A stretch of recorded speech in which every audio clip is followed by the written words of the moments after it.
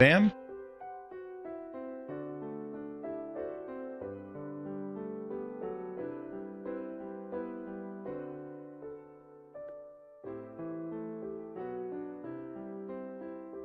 Brock finally responded to my tweet.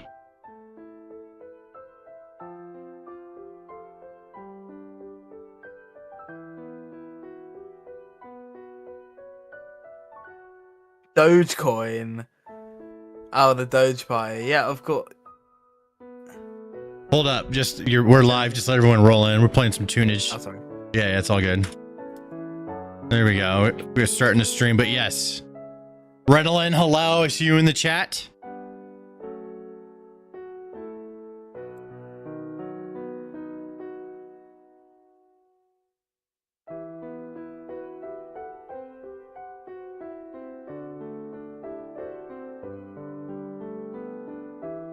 See, everything working as intended. There it is. I'm getting used to this. Here we go. Yeah. All right. Down. There we go. Tony plays. James. Hey, Harut. Nessa. There we go. I see you guys in the chat. Awesome. Pop this out. Bam. There we go. Sick. And then we also have a kick on over here. We're kicking it. Kicking it on kick. Nice.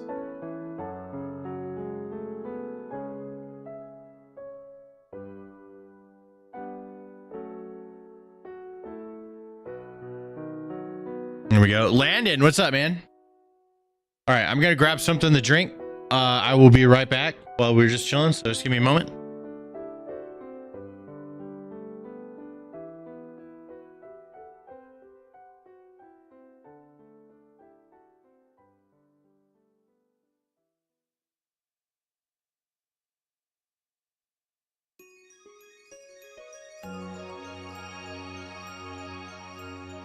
Hello there, Mook Fat Kid. How's it going? Hello there, Stacy likes cheeseburger.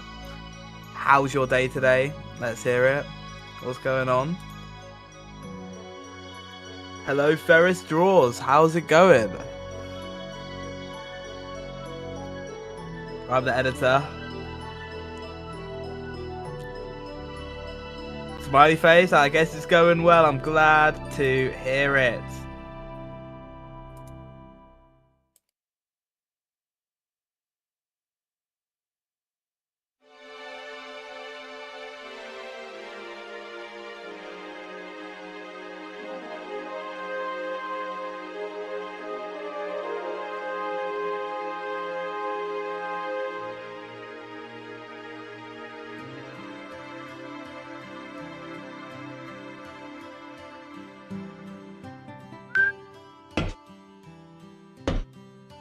Yeah, flow on in. I'm gonna full screen Trump. New executive. Oh, the recent God. terror attack. I've got a poll going. You have a poll going. Elon or Trump. Oh, so we can see Elon everyone versus who's Trump. on Yeah, the just screen. keep that poll going the entire time. Yeah, exactly. So we can see. Yeah. That's what I thought would be sick. Cirrus, what's up, man? I see you in the chat. Landon. Guys, Elon or Trump, vote in the poll. I see that Stan partially took my advice for an office chair. My dad sent me this chair. Yeah, he sent me this, like, all this shit. He sent me a signed Jack Daniels whiskey barrel from Jack Daniels. I don't know why it's signed. I should have asked him. Sent me this couch. He sent me a bunch of, like, paintings. Like big, giant canvas paintings from, like, famous painter. Eric Herman. So I'm going to put one of those paintings up right there. He sent me a bunch of these like guitars that are signed by like musicians and shit. So I'm gonna hang up a few like over there on the wall. As you can see, like over there. I think that will be really good. I have a hallway right here. Also, I'll put some as you like walk through the hallway. It'll look sick. Maybe we can get some lights on them. He also sent me a Coca-Cola refrigerator that's like this big. Like a big ass and you like open it up on the top. You put a bunch of drinks in there and shit. Whatever you want. Are you gonna talk about mom and dad fighting, Trump and Elon? Yeah, oh yeah. Oh yeah, we're talking about that for sure. Yes. 100,000,000%. Jack Daniels indeed. Who's saying Jack Daniels, Jack Daniels, Jack Daniels? Where is that? That's not in my chats right here. That's over there. Hunter, what's up? Maybe it got like pulled out from spam in the real chat. Interesting. Yep, I'm live right now. What's up, Ace, Hunter, Andres, JRR Trump, Nothing, Moxon, Ringworm, Stacy, Ferris, McFatKid, Hey Hunt. What up, motherfuckers? How we doing? Yeah, we have a lot to talk about today. We are going to be talking about the Epstein accusations on Trump. We're going to talk about Trump and Elon Musk breaking up. We're going to talk about Elon Musk suggesting that we just start a new party, a centrist party.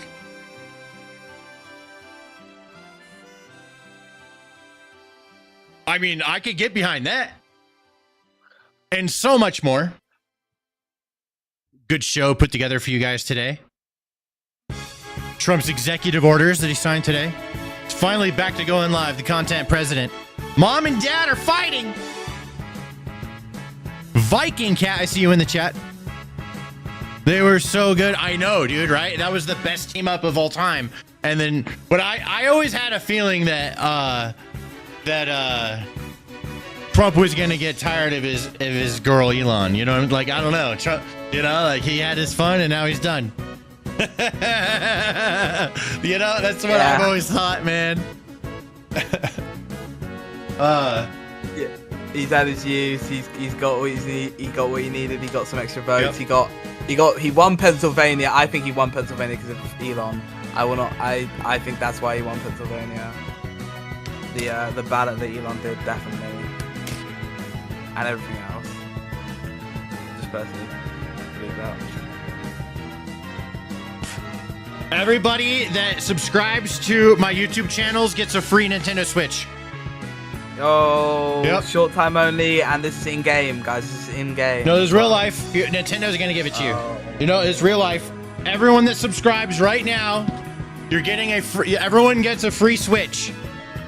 But you have to subscribe, and you have to like the stream. There's only 6 likes on this stream right now. Oh yeah. 200 people, 6 likes. Only okay. There's 7 likes. 7 people are getting Switches. I promise.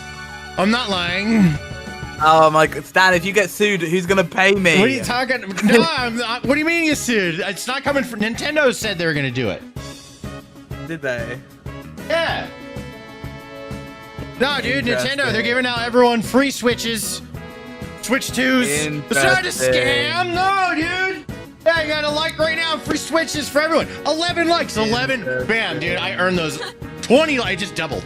I earned those 20 likes. I earned those right there, bro. By lying, I mean telling the truth about everyone getting a free Switch that likes the stream. You know, I didn't make that up. This is in game. This is in game. I'm Stan's lawyer. This is in game. Shut up. You're not my lawyer. They're not gonna like if you say that. You have to. Okay, no. You have to lie to them and tell them that they'll get a Switch. No, it's not a lie. What lie? This is true. Yeah, exactly. Right. Yeah, you got to tell them the truth that they're getting a Switch if they like the stream. The stream. Yeah, dude. You get a Switch if you like the stream, guys. I got my Switch yesterday. I'm a viewer. Oh, there we go. Are you serious? Yup. I'm giving away Switches. I'm the Oprah of Switches. All right, you get a Switch, and you get a Switch, and you get a Switch, and you get a Switch. Oh, it's 60-40 right now on the Elon or Trump poll. Oh yeah, guys, we do have a poll going. Can we do a poll on 75 votes? Can we 75 votes? Nice. Can we do a poll on Twitch as well? Does that do polls? It's only 10 minutes long. Fucking stupid. All right. Yeah, but I got a poll on both. Okay, all right. So we have polls on both YouTube channels. All right. Most of you are watching the short stream, and let us know who are you following, I guess, or who's your, I don't know, how should I say this? Who do you pick in this fight? Elon? Who are you following in the battle? Elon or Trump? Whose side are you on? Yeah. Whose side are you on? Yeah. I love Trump, dude, but I think I got to pick Elon. He's more efficient, dude. I think Elon, like, Trump is cooler than Elon, but Elon is smarter than Trump. I think Elon's a better at money than Trump is. Yep.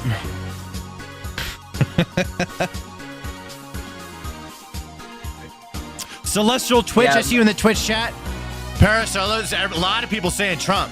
Yeah, put your votes in. 61% Trump right now. Put your vote in. Your votes down. Trump or Elon? Yeah, I'm personally Elon, but the chat is more Trump. 61%, 62%. If you like crazy. Heavy spending, guys, why don't I can refer you to the Democratic Party, my friend. Yeah, this little institution. There. Yeah, there we go. Let's see. Let me click these votes. Let me click this poll. Let me open it up. Oh wow, yeah. No, Trump coming out on top, dude. Yeah, so maybe Elon won't win this fight because it's basically a popularity contest at this point. Who's gonna get the most support? 60-40 is not bad. It's 40% isn't bad from Elon. You know, wars have been won with better odds. I mean, worse odds. Yeah, I mean, I'm not gonna face the war. I mean, it's not bad. It's not bad. 60-40, you know? Yeah, I don't know, but we'll see by the end. We're going to go through all the tweets. We have everything. We dug up everything. We have it all. Everything that happened. Yeah. We're going over it. We've got it. Yep. That's right. Everything. I'm thirsty. Archie, I'm thirsty. Yeah? Yeah. Drink something. Okay. There we go. Thanks. Problem solver. No problem, man. I love this guy. This is why I hired him. Yeah. This man is the solver of problems.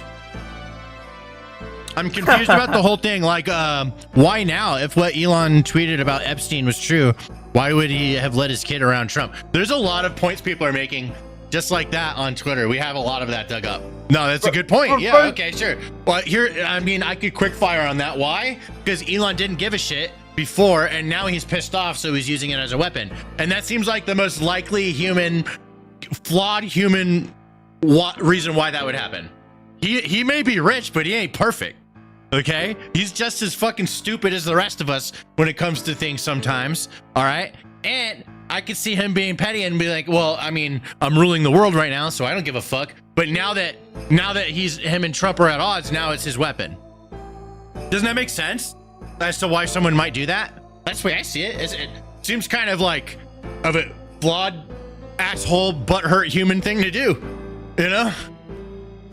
Yeah, Elon's feeling betrayed. So yeah, it's kind of. I wouldn't put that level of pettiness beyond any of these.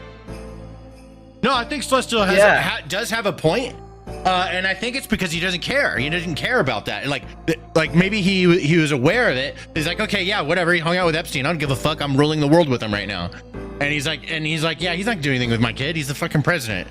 You know? I mean, oh no, there's not a chance. There was not a chance. Imagine if Trump diddled Elon's kid. That would just be that's too much of the simulation. Dude, the simulation's gone too far at that point.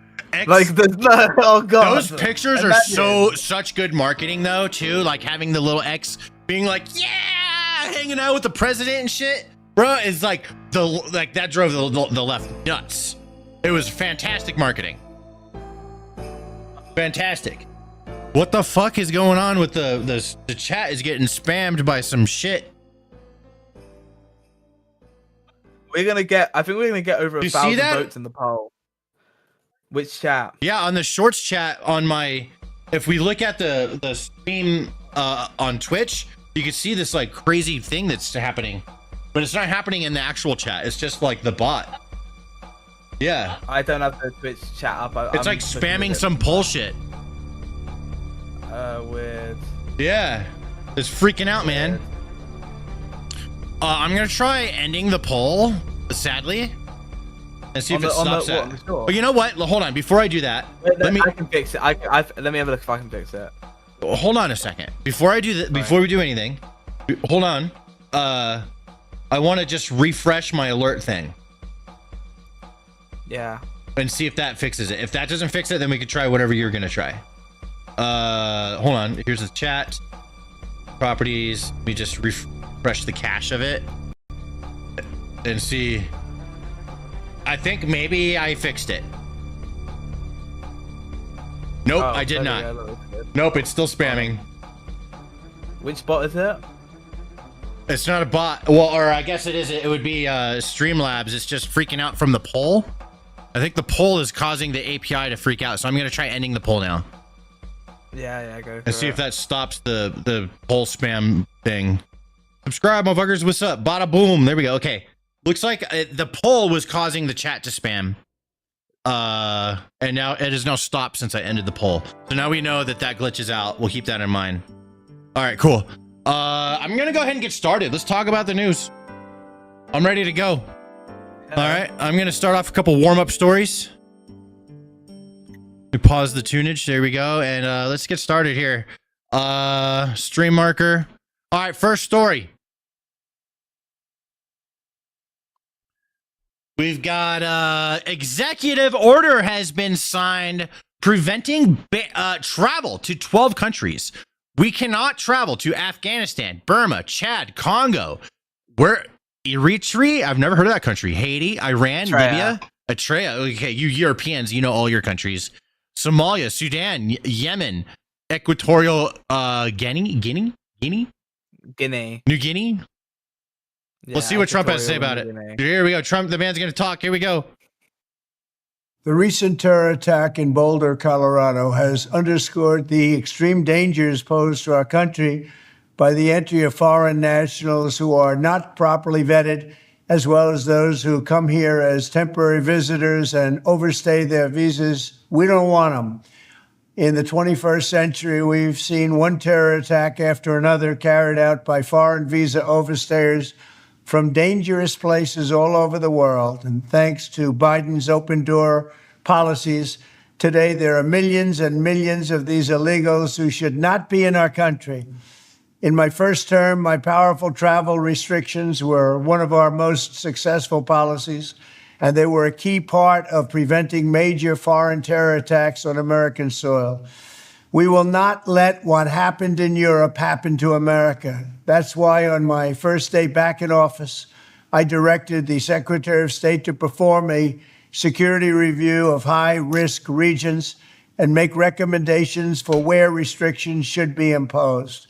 Among the national security threats their analysis considered are the large-scale presence of terrorists, failure to cooperate on visa security, inability to verify travelers' identities, inadequate record-keeping of criminal histories, and persistently high rates of illegal visa overstays, and other things.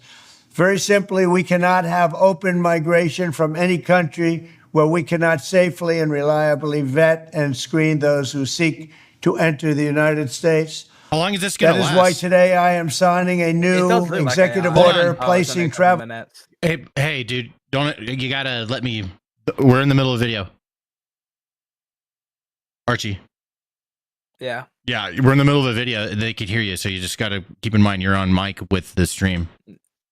Noted. Yeah. Travel restrictions on countries including Yemen, Somalia, Haiti, Libya, and numerous others. The strength of the restrictions we're applying depends on the severity of the threat posed. The list is subject to revision based on whether material improvements are made, and likewise new countries can be added as threats emerge around the world. But we will not allow people to enter our country who wish to do us harm, and nothing will stop us from keeping America safe. Thank you very much. Okay, so I don't think that's AI because it's tweeted from the White House, unless the White House is doing AI Trump When they have Trump right there, he can film shit. So I don't think it's AI because it's from White House, and it looks like these countries right here are the ones that are being banned.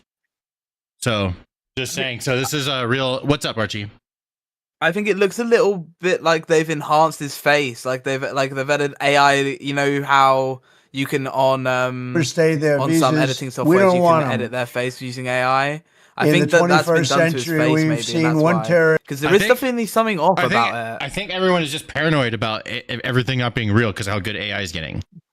And this is like Good a pretty point. big statement. But yeah, no, I think that, I mean, he's in the Oval Office and they have cameras in there every day. He streams every day. He's on camera basically every day, except for like the few days he took off after fucking Ukraine bombed Russia. But so anyways, back to this topic of like banning 12 countries because of what happened in Boulder. That's crazy because for me, the craziest part is how it's like it's being pointed at Hassan. I just can't stop thinking about that. Like they're like, see the radicalization because from Hassan. I find that to be the most interesting part of it. But it has been 2 attacks, very close to, in close proximity. So doing a travel restrictions thing is probably I'm guessing that they are utilizing these 2 situations to stop people just from coming. So they're like, hey, here's a reason. So let's stop it for a while. And this isn't the first time that Trump has banned travel. He's done it in the past too, in his last election or his last time in office. But yeah, it's what is he says why Haiti? Like, I don't know, because like they don't want fucking people from Haiti coming here. That's why. That's my thoughts. What's up, Archie? I feel like whenever Trump or like kind of like the type of populist that he is gets into power, they're always looking for an event like this to ban travel to those kind of countries. That's kind of what I'm saying. Yeah, thing. Yeah, it's quite a popular thing to do, and it's an excuse to do it. Yeah, exactly. Like those countries that was not the guy was from Egypt. Egypt isn't even banned. You know. Yeah, that's a good point. He was from Egypt, but I think these are also the hot spots. These are the hot spots for a lot of terrorism, though. Like Egypt isn't, from what I understand, the biggest terrorism hotspot. Not that bad, right? So there, I think there's a little bit of different logic from it, but yeah, I don't know. Interesting thing that's going down. And other news, let me just stream marker. And other news, we got Zelensky now offers a ceasefire after both Trump and Putin stated that Russia's plan to respond to Ukraine recent attacks. We should have a ceasefire and all leaders can meet. I think it's kind of funny, but I have an opinion on this. And that is, well, let's just watch it first. Let's just listen to what he has to say. My proposal, we offer, which I believe our partners can support, is that we propose to the Russians a ceasefire until the leaders meet. We offer a meeting any day starting from Monday. Why ceasefire before leaders meet? Because we can meet, and if there is no mutual understanding, if there is not desire for de-escalation, if there is no desire and vision how to put an end to it, then the ceasefire will be over the same day. It can be initiated unilaterally by the Russians. Please feel free to do so. So here's my take on this, and tell me what you guys think about this, because I think it's interesting. Now most people are going to think, as do I, that Ukraine attacking Russia in the way they did escalates us closer to the possibility of World War III. It's scary. It feels dangerous.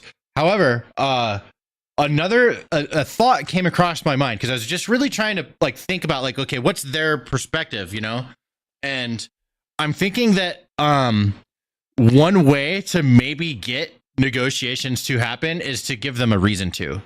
Right now, if they're just getting smashed by Russia left and right, Russia has no reason to fucking concede on anything. It would only be if there was pressure back on Russia. Maybe. You know, like it makes sense. I've seen negotiations go down that way where like if one side has all the cards and there's no reason to negotiate, then why would they?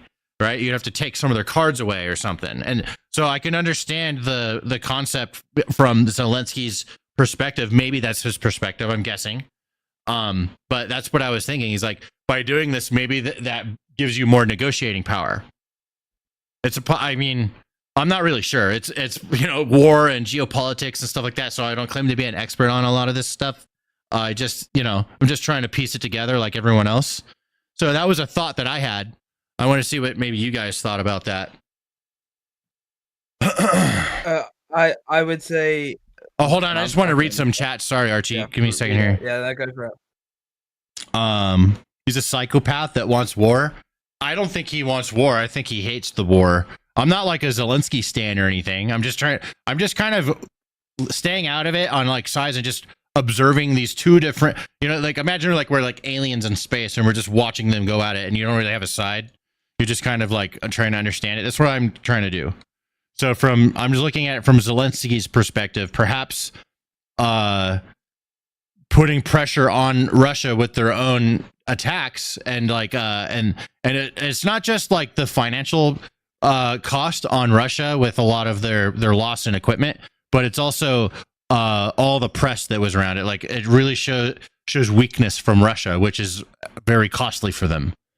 So like, and it was a big play. Like everyone kind of agrees that's actually a pretty crazy attack that they did with all those drones. It's gonna like many years will go by and that attack will be talked about. That's one for the history books for sure.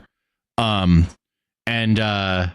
especially in modern warfare, like think of like all the crazy attacks from back in the day when they just had like cavalry and fucking swords and shit, right? Cannons, right? Like there's some great battles that they talk about forever. This is like one of them, but in the modern era with like drones. It's gonna be like it's a historic moment. But yeah, I don't know. That's my thoughts. Like this guy, I feel like at some point this guy's gonna die. So he's just kind of stuck in this position. And he's got to fight.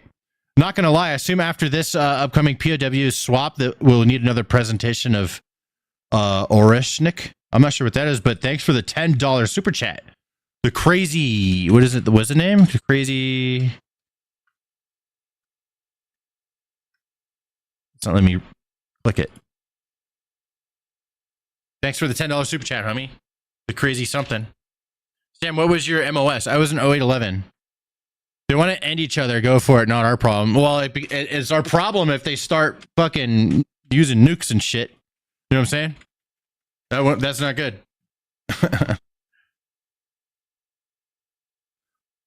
Putin is really holding back to avoid sending Ukraine to the moon. I have no idea. Maybe I've been wondering, like, are they like planning something or like what's going on with that? All right, let's go to the next topic. Here we go. Stream marker. What is this? This is the same topic. It's an extension. It's Ukraine is currently treating their drone kills like a video game. So you get points for getting soldiers, and there's leaderboards, right. And these are publicly available. It is a video game. It's the ultimate IRL video game. Yeah. No, dude, that's Ukrainians are big gamers, dude. So it actually makes sense. Yeah. They have a lot of pro gamers that come from Ukraine, dude. It's something like they've doubled their success rate with drones since they've implemented it. It's kind of crazy. It's something crazy like that. That's me. I don't know exactly what the number is, guys, so that I could be talking out my ass, but they have really increased it. All right, next thing. Here we go. This is what you guys been waiting for. This is what you got. This is the big topic today. Oh yeah, mom and dad are fighting. Yep, mommy hit daddy hit mommy right in the right eye. Gave mommy a black eye. All right.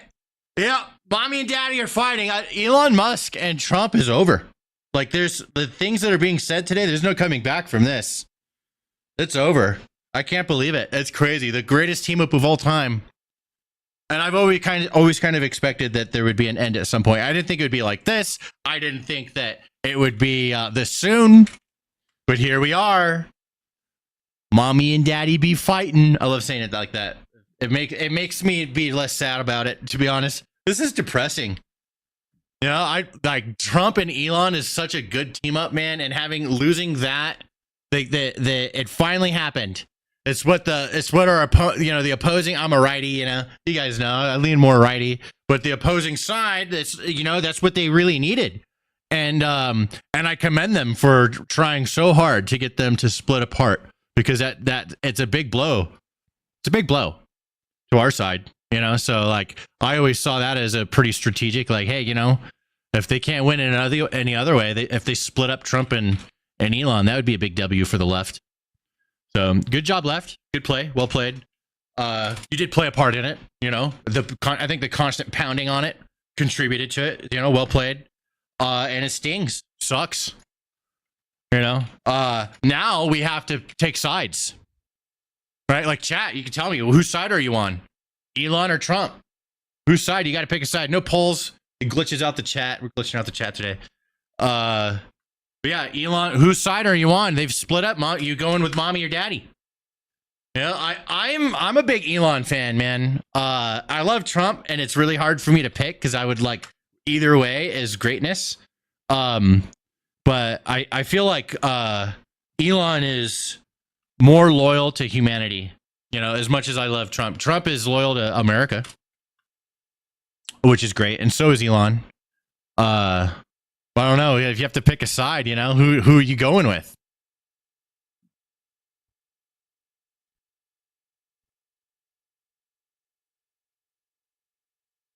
Oh, I think I introed that wrong, didn't I, RT? That was supposed to be for the other thing. They broke up. Yeah. This is the Epstein one. Okay, well that's the one we're doing first, so I'll just segue into that. Okay. Maybe you can like steal that intro and use it. Yeah. That was actually a pretty good intro. So it was. Possibly. Yeah, we'll just save it. Okay. Yeah, just keep that in mind. Okay. We're gonna do some editing magic. Hell yeah! Movie. All right, let me start this one up then. So, well, I mean, I needed to talk about it in that way, anyways, because it's like this, the big thing. Okay, like some background. Huh? It gives the stream some background in case they're not caught up in the chat. Sure. All right. I'm gonna send it. Here we go. We gotta do the video. Here we go. About to do my takes, bro. The big. So this is the big one right here. This is like, there's no coming back from this. Mommy and daddy have broken up, and it has gotten so nasty. This was tweeted by Elon Musk earlier today. Time to drop the really big bomb. At real Donald Trump is in the Epstein files. That is the real reason they have not been made public. Have a nice day, DJT. Yeah, that is like, they're never getting back together. This is like, maybe there was a chance before, but now there's not. Not after this. I think it was done on purpose. Oh yeah, so I mean, and it sparked the discussion. It has. Everyone, now we have to talk about it. I mean, Trump has a lot of videos and pictures hanging out with Epstein, so I mean, we'll have to find out and see what happens. Maybe Elon is just like fucking with the universe right now by just saying shit because he has the power to. It could be complete bullshit. Or he could know something. There was an argument someone made earlier. It says, I'm confused about the whole thing. It's like, why now? If what Elon tweeted about Epstein was true, why would you let his kid around Trump? Right? So, and I have a theory on that because that's a really good question. It's a question that definitely should be asked. And I have a theory. And that is Elon Musk was aware of something, but didn't give a shit because he's the richest man in the world, teamed up with the most powerful man in the world. So like, whatever, right? That's like, I'm trying to think of what his logic is, right? Like, whatever, fuck that. Who gives a shit? And plus he's the president of the United States, and like, the chances of something happening between Lil X and whatever, I mean, it's just so astronomically, not likely. So safety's there. Fuck it. They're trying to rule the world. That's more important. Ruling the world's more important. And Elon's head. right? With his goals. But when they break up, now he's like, okay, well, I'm going to use that as a weapon. Now he has no problem using that as a weapon. He had no problem keeping his mouth shut before when they were teamed up. But now that they're opponents, he doesn't give a shit. He's going to talk. That's my thoughts. If it's not bullshit, right? Like maybe, I mean, we would have, this is a crazy accusation. Like, I know that this has been said for a long time. A lot of people have been saying this, and there's a lot of people speaking up and feeling vindicated, right? That believe this. And I've always been like, I don't fucking know. That's always been my thing. I don't fucking know. I still don't fucking know. I don't know. But there's a lot of people that are convinced that something went down with Donald Trump and all the visits with Epstein. So it's not like some new subject, but the thing that makes it so powerful is who it's coming from. It's coming from, Elon Musk and Donald Trump are both like the most famous people in the world. Trump's probably a little bit more famous, right? But Elon Musk is up there. He owns X, right? Like this tweet has 114 million views. Let me refresh, see if anything's changed.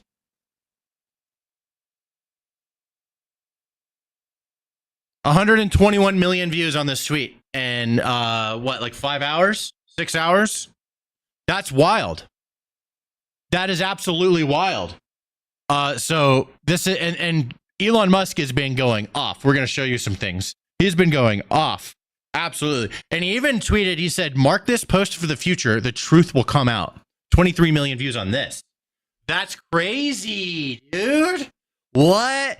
Yeah, just a week ago, he was getting a key to the White House from Trump, and they were saying all these nice things. He did have a black eye. Who punched Elon in the face? And then before he got punched in the face, all this ketamine accusation started going around into the press. Right? So it seems very coordinated.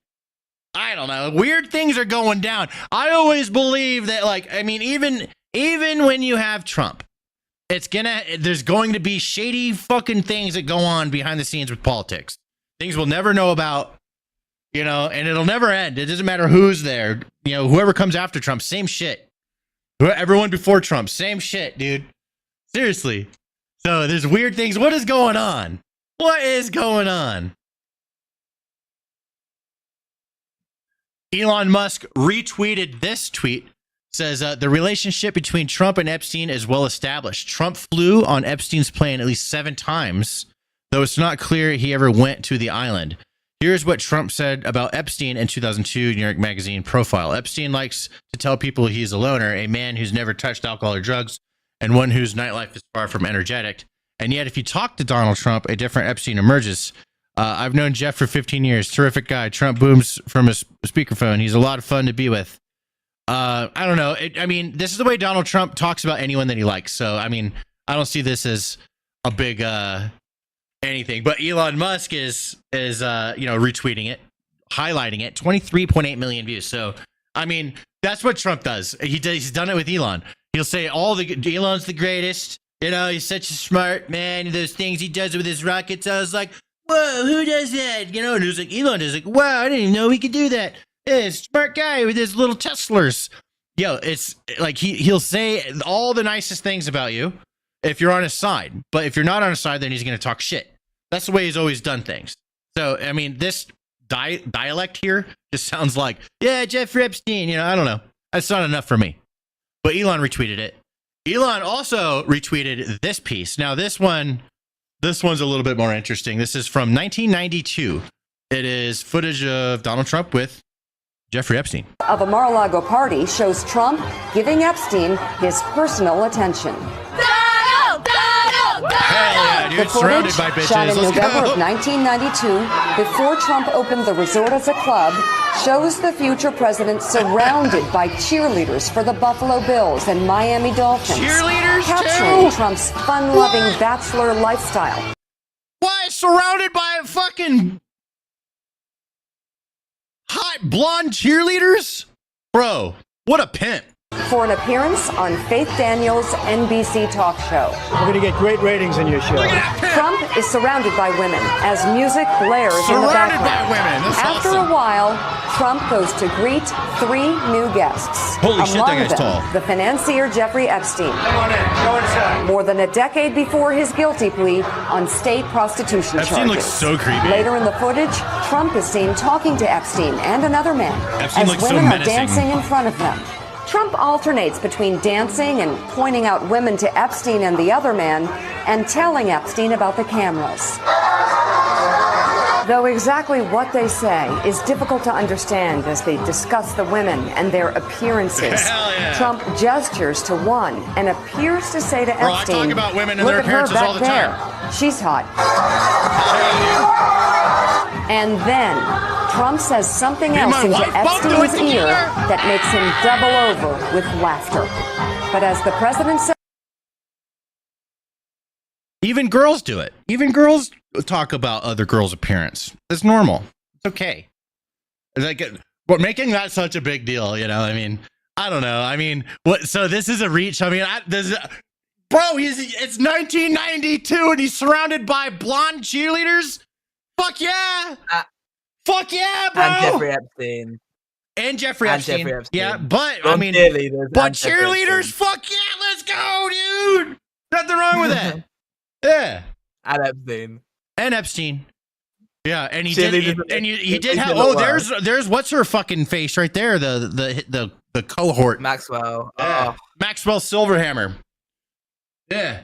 He said talking about girls' artists was Epstein. It is crazy. In that respect, like when you look at it like that, I mean, out of With context, Epstein, crazy. yes, but talking about girls' asses in general, totally okay. Yeah, it And is probably a it is ton of dodgy. cocaine. You know of what? a Mar-a-Lago party I'm- shows Trump I'm one of the people, you know, and you could call me crazy. I think Trump's a straight edge. Me too, actually. I agree. What is Trump hiding? Release the Epstein files. Here's an image of Trump with them. Yeah, it's not a good look. I mean, this is years later. Like Epstein looks much older now, so they've known each other for years. It's always been questionable for me. I like Trump. I love me some Trump, bro. I wanted Trump to win both times. And all 3 times. He won 2 of them. But, you know, questionable. What is going on? I don't know, man. I mean, there's a lot of footage. Here's actually a really good point a lot of people are making. But I think, you know, everything can be countered. Everything can be countered. This is Matt Walsh. He's that guy that made like an Amazon movie or something, right? Something I forgot, but he made some sort of movie came out from him. It is totally inconceivable that there would be something incriminating about Trump and the Epstein files, and yet the Democrats kept that information to themselves for all these years. That makes so much sense, right? I mean, if they've been trying so hard to get something on Trump, so if he is in there, then why isn't it getting released? You know, the counter to that is because they're in it too. I mean, maybe, right? I mean, that's a potential counter, you know. But this is a good point. Good point. Decent counter. Just saying, you know. I mean, so I wouldn't say inconceivable. I think it's more realistic to consider the possibilities. You know, I say this. I'm a righty, bro. I'm a righty. I was just saying. I mean, I don't know. There's not a good enough of reason because it could be countered. Sure, you can say that they are also incriminated in the file. Oh, fuck. That's literally what I just said. But so what? They would have just released that part that incriminated Trump, release that part and destroy and redact the rest. Does anyone think the Dems are above pulling a move like that? I mean, that's a good counter to my counter. I don't know. I just think it's an interesting point. Here's a video. Here's a video from Fox News of Trump being asked about different files that are locked away, like JFK and stuff like that. And then when they ask about Epstein, he answers it in kind of a weird way. $20 super chat says Trump's not involved in Epstein's criminal acts. Well, you know, I mean, until I see something, I'm going to agree with you. Until I would have to see something. There would have to be something to prove it to me So until it's proven to me, I'm right there with you. Thanks for the $20 super chat, my friend. All right, let's check out this video of Trump defending himself, or not defending himself, excuse me, talking about what he would declassify. Would you declassify the 9/11 files? Yeah. Would you declassify JFK files? Yeah. Would you, I did a lot of it. Would you declassify the Epstein files? Yeah, I would. All right. I guess I would. I think that less so because, you don't know. You don't want to affect people's lives if it's phony stuff in there because there's a lot of phony stuff with that whole world. But I think I would. Would you declassify the... So, I mean, I don't know. There's no smoking gun there, but he did answer the question a lot differently than he did the other ones. That one was a little bit more sensitive that he wanted to elaborate on a little bit more and say, well, yeah, there might be some fake news in there. So, there's a lot of stuff running around with this. There's a lot of pictures of Trump with Epstein. So here's from that one party. Is a different party where they're older. I mean, there's many years have gone by. Here's Epstein and Trump. They're much younger. Now they're older men, so it's all stuff that's nothing new. Everyone's been talking about this forever. A lot of pictures with Trump and the woman as well, Maxwell Silverhammer. And here's a tweet from Libs of TikTok. Let's see. It says if Trump wins that Epstein client list is going to become public. Elon Musk. Nobody in Hollywood is sleeping tonight. Oh, it's an old tweet. Not old, but from last year. Let's watch this little clip here. I think part of why Kamala is getting so much support is that if Trump wins, that Epstein client list is going to become public. Yes. And some of those billionaires behind Kamala are terrified of that outcome. Yeah. Do you think Reid Hoffman? So it looks like Libs of TikTok is on Trump's side. Everyone's really split. It's really split. We did a poll earlier. It was like 60-40, 60% supporting Trump on Trump's side, 40% on Elon's side. I don't know what. That feels about right. Elon is very popular. 40% is no joke. $10 super chat from Crazy again says Trump could be a social gateway for Epstein without knowing. Yeah, I know. There's all types of ways to rationalize it, bro. And I don't know until I see something incriminating or some like person that is making accusations, and then a lot of those facts are lining up. Very obviously, there has to be something substantial for me to agree that Donald Trump was fooling around with Epstein stuff, but there do be a lot of pictures of him with Epstein. So I still always have a defense in the back of my mind of what if, So I'm still I'm not going to say it's not possible. It's more possible than people that don't have tons of pictures with Jeffrey Epstein. That's for sure. A new follower. You know what I'm saying? M-Blast, thanks for the follow on Twitch, my friend. Appreciate you. All right. Archie, you can use Twitch Leecher, right? Or is that still not working? It only works if I can publish your stream. Huh. Did you ever look into that? Stream. Yeah. Why it went public? Yeah, I did. I looked through some Twitch shit. I searched on AI. Nothing's really coming up. Jack, thanks for the $2 super chat. Appreciate you. Is the problem? It might be something to do with some of your settings, but it's worth going through off stream probably. Just double checking, but I don't think it is anything. I'm not sure what it is. Can you try getting a VOD from somebody else that's multi-streaming? Maybe it's a multi-streaming bug. Oh yeah, it could be. All right, I'll have a look. Yeah, there is always the what if scenario, right? I can't rule that out just because of there is some there's photos. There do be photos. You know what I'm saying?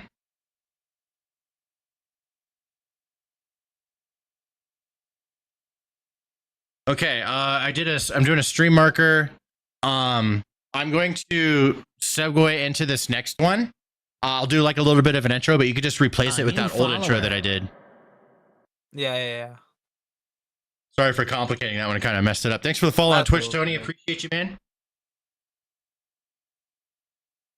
Let me put a link to Twitch in the shorts chat.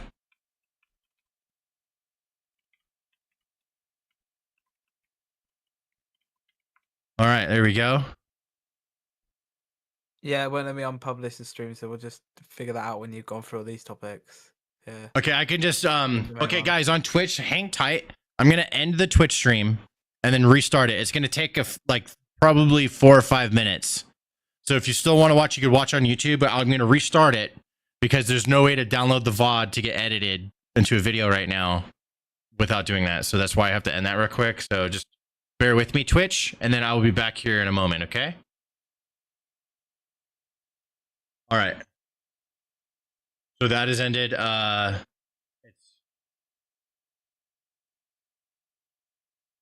it's doing its disconnect thing right now.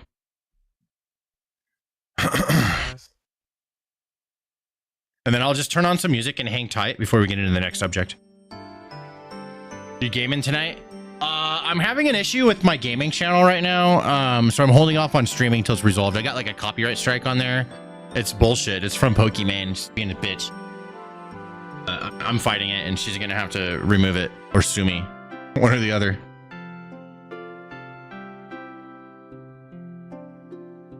Trump is a hero we deserve. Hey, you know what? He's who everyone voted for, right? Love the beard. Thank you very much. Always admire free chats for the people. Yeah, dude, say whatever you want as long as you're not breaking any TOS or any crazy shit like that. Sue me, bro. Yeah.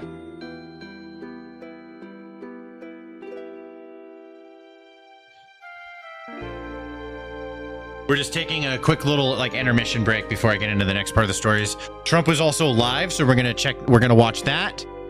We have a couple Trump live streams to check out. $4.99 super chat from Jack says, read the free people's messages. Once a Marine, always a more, you're the first. I can't read that last word, but thanks for the $5 super chat, homie. All right, now I'm going back live on Twitch. And you should be able to get that VOD now, Archie. All right. Yeah, I'm getting it now. Okay. And yeah, I'm just going to do my thing for the rest of this. If you just want to focus on that, get it knocked out, and I'll see you tomorrow. New follower. Right. We have a thumbnail for it and everything, right? Yeah, we're all good. And okay. Cool. All right. Bye-bye. See you tomorrow, dude. Thank you. All right. Or it's just me and you guys now. Archie's out of here. Seems you have become popular. Wish you the best. Hey, thanks. Yeah. I'm doing all right. What is it? Bong Rip McGee. Thanks for the follow on Twitch. We're now back on Twitch. Should be at least. Oh, no, wait. That went to Facebook.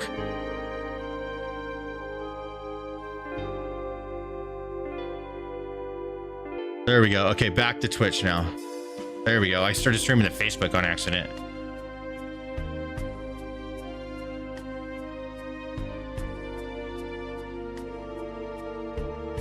There we go. Now we're back on Twitch. All right. What would be the next topic? Next topic is basically talking about how Trump and Elon broke up. We're going to get into that right now without further ado.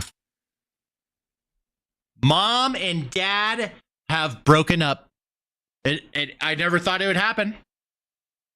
Well, actually, I did. I expected this to happen. I just didn't expect it to happen so soon. And I didn't expect it to be so savage. I thought it would be like a parting of ways and then they just kind of fuck off, do their own thing. I didn't realize it was going to be like a nasty breakup. That's not what I predicted. But I did always predict at some point Elon and Trump were not going to be on a team anymore. It was going to fall apart somewhat. Something was going to happen that they didn't agree on and it was too big to let go. That's what I was expecting. And that's essentially what happened, but way worse than I imagined. I thought it would be a lot more cordial than this. It all started, I guess, like the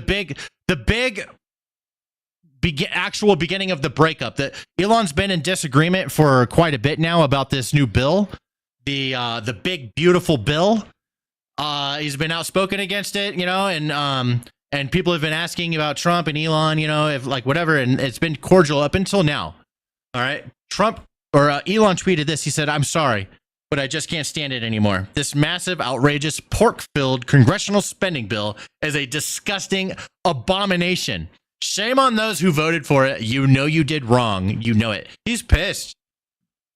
He's pissed. Elon continued. So this was yesterday. And then Elon continued, or no, that was 2 days ago. So that's kind of like the beginning where the crack started the show. And then Trump started to speak against Elon, his words, and he's saying he's disappointed in Elon.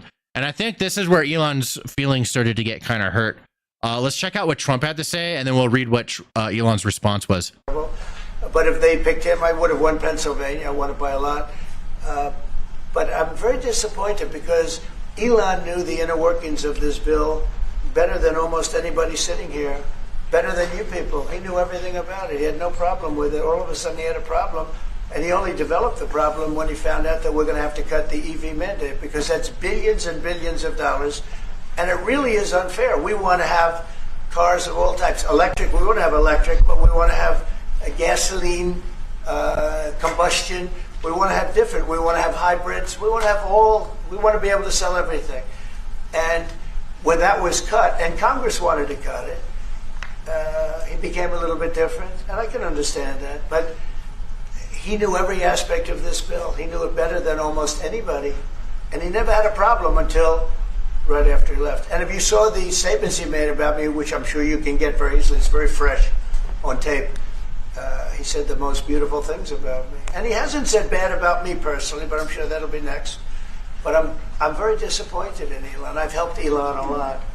To that end, Mr. President, did he? I just want to clarify. Did he raise any of these concerns with you privately before he raised them publicly? And this is the guy. Okay, interesting. So Trump is saying Elon didn't know anything about the bill, and he only had a problem with it when the EV thing came out. But the EV thing was known for a while, even before Trump got elected. And Elon is on record saying that he doesn't give a shit about that. Like, fine, he's never once complained about it with Trump. And then Elon even I'll see if it's in our notes here, but Elon shared a video of Trump saying just that, like, hey, like, he knew about the EV things, and he's never said a peep about that, and it's just helped me with my agenda. Like, he loves his country, you know. It's like saying great things about Elon. So Elon says false. This bill was never shown to me even once, and was passed in the dead of night so fast that almost no one in Congress could even read it. And further, I'm not sure if it's in my notes here, but Elon does show a video of him saying he doesn't care about the EV thing. He thinks that it's a good thing. He's like, yeah, get rid of that, but also throw in gasoline, oil and gas as well. Like, you have to get rid of it for everybody. That's what he was saying. He said that a while ago. This was an interesting tweet here. So Elon says, where is this guy today? So it's just Elon being really, he really wanted to make things efficient in the government, and all these things that Trump said, like, these are old. This is 2011. We could use the balanced budget amendment. Politicians don't have the will to cut spending. It's all about cutting spending. I cannot believe the Republicans are extending the debt ceiling. I am Republican, and I am embarrassed. We need a balanced budget amendment because Congress has no fiscal discipline. All these tweets from Trump, all about like what Elon's about today, but these are, you know, this is over 10 years ago. So it's it says, man, this guy would win in a landslide, you know, like Elon. And it's just interesting because Trump is increasing the deficit, right?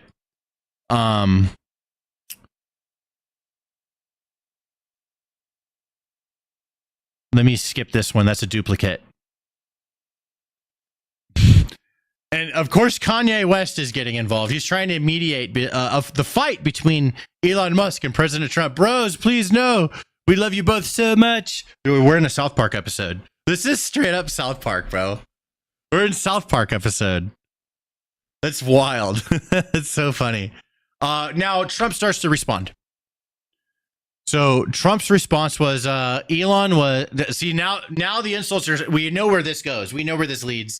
We've been down this path before. All right. When someone has a falling out with Trump and then they both start talking shit. And the thing is, Donald Trump's really good at talking shit. He's really good. He has a lot of influence. But you know who else is also good at talking shit, has a lot of influence? Elon. So this is It was the most epic team up of all time. Mommy and Daddy, thank you very much for saving America. Now it's the most epic battle. It's kind of like, you know, like Goku versus Superman. Who's gonna win? That's what this is, right? They're both big shit talkers. So I'm really excited to see where this is going to lead. I am sad, right? Because like as a righty, I mean, I love this team up. It was so great, but I knew it wasn't gonna last. And now here we are watching this unfold. So instead of me being all butthurt about it, I'm just gonna enjoy the fucking show. Trump says Elon was wearing thin. I asked him to leave. I took away his EV mandate that forced everyone to buy electric cars that nobody else wanted, that he knew for months I was going to do. And he just went crazy. I think there's more to it than that. Elon responds. Such an obvious lie. So sad. And then here's some... Elon has always been in favor of ending EV tax credits. This is true. This is on record. Let me see if this top one... let's check the top one, see if we can get the video. There is a video of him explicitly making this clear. And I hope that I can find it. I'm going to keep checking. Oh, is this it? Nope. Oh, shit. They want me to give him money? Get the hell out of here. Business Insider. They probably want me to give him money, too. Video? No video? I'm looking for the video. Maybe somebody posted it down here. Nope. There is a video. I've seen it. Oh, here we go. Here's a tweet from Elon Musk. Here's a tweet from November 2024. In my view, we should end all government subsidies, including those for EVs, oil, and gas. Okay, so this will do. I can't find the video, but here's a tweet from Elon Musk, November 14th, 2024. Because someone was talking about Trump plans to kill the EV tax credit. So when Trump says Elon has known about this for months, it's true. It is true. And Elon it's not just here, it's multiple times, has expressed support for it. He says, yeah, but for oil and gas as well. So, you know, I mean, I like Trump, but like my two favorites are fighting, you know? They're fighting, and it sucks. I don't want to see it, but we got to talk about it. The easiest way to save money in our budget, billions and billions of dollars, is to terminate Elon's governmental subsidies and contracts. I was always surprised that Biden didn't do it. Bro, this is wild. If this actually happens, that's going to be wild. And it might already be underway, dude. Like this was all unfolding in real time when we were putting this all together today. We were just sitting here watching it, and then we're like, okay, and then this, and then this. And Elon does respond to this. Very interesting. Elon was the one that was most vocal. Trump only said a few things about it. Elon's been nonstop talking about it. This is wild that it's going this far. So now, there is no going back. They broke up. This is mommy and daddy breaking up forever. This is a forever breakup. The most epic divorce. Yes. Yes, Cirrus. This is the most epic divorce. Agreed. Facts. True. Can you show the video of what happened? I am the video of what happened. I have like several videos for different points to make. Elon responds to Trump threatening the billions of dollars of subsidy. In light of the president's statements about cancellation of my government contracts, SpaceX will begin decommissioning its Dragon spacecraft immediately. What the fuck?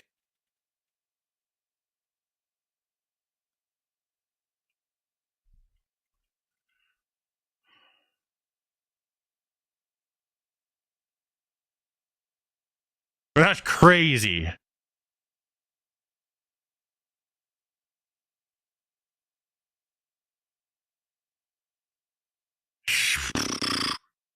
Damn. That's crazy. Well, and this is just today. Like, we still have to see what happens. We still get 4 more years of this, or I guess almost 4 years. 4 years minus 100 days ish. We still get or how many days has it been? Like 150 maybe? Something like that? I don't know.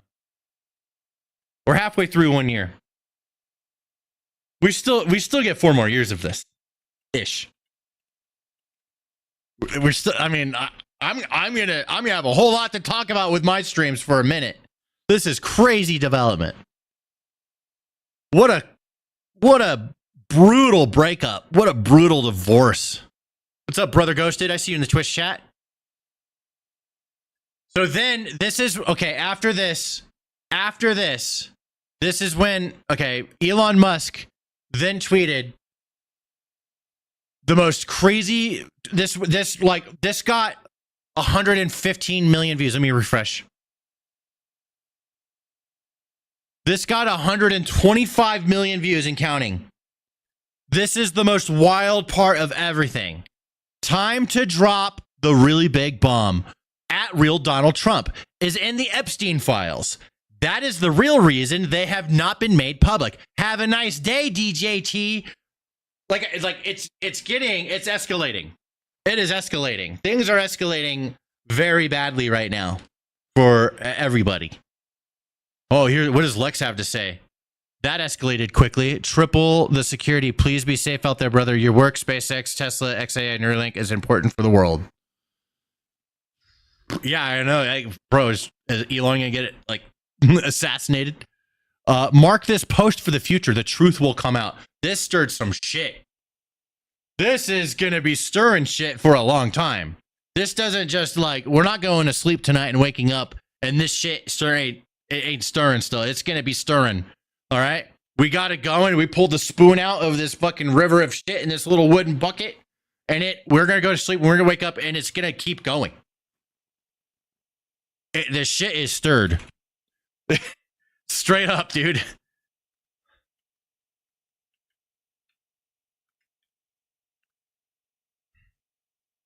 Trump continues to retweet stuff about Epstein with Trump. There's a lot here. This was an interesting tweet from Ian Miles Chung. He's, popular righty Twitch or Twitter guy. President versus Elon. Who wins? My money's on Elon. So he chose a side. Trump should be impeached and JD Vance should replace him. That's quick. That's quick. Wow, what a flip, dude. This guy's wild. This Chiang guy. I don't even think he's American, but he's so I think he makes Twitter, a little bit of Twitter bucks off of talking about this stuff. And so of course he has to side with who's paying, I think. So he's going to go Elon. This guy's addicted to Twitter. He loves Twitter. It's hard for me to pick a side. I'm on Elon Musk's side, but I'm not going to go and say that Trump fucking, did something bad with Epstein. I mean, just having pictures with the guy isn't enough for me. It's not enough. I need to know of something that happened. There would need to be something substantial to flip me on Trump with Epstein. Need to know more. But if something did happen, then I'm off the Trump train. Okay. But we need to see it. We need to see some sort of substantial evidence. Trump has no chill. Let him be for a bit. I know, dude. I don't think that there's going to be any chilling. That ship has sailed, man. Yeah, that one's gone. There's no chilling. It is only going to get worse from here. This is so Donald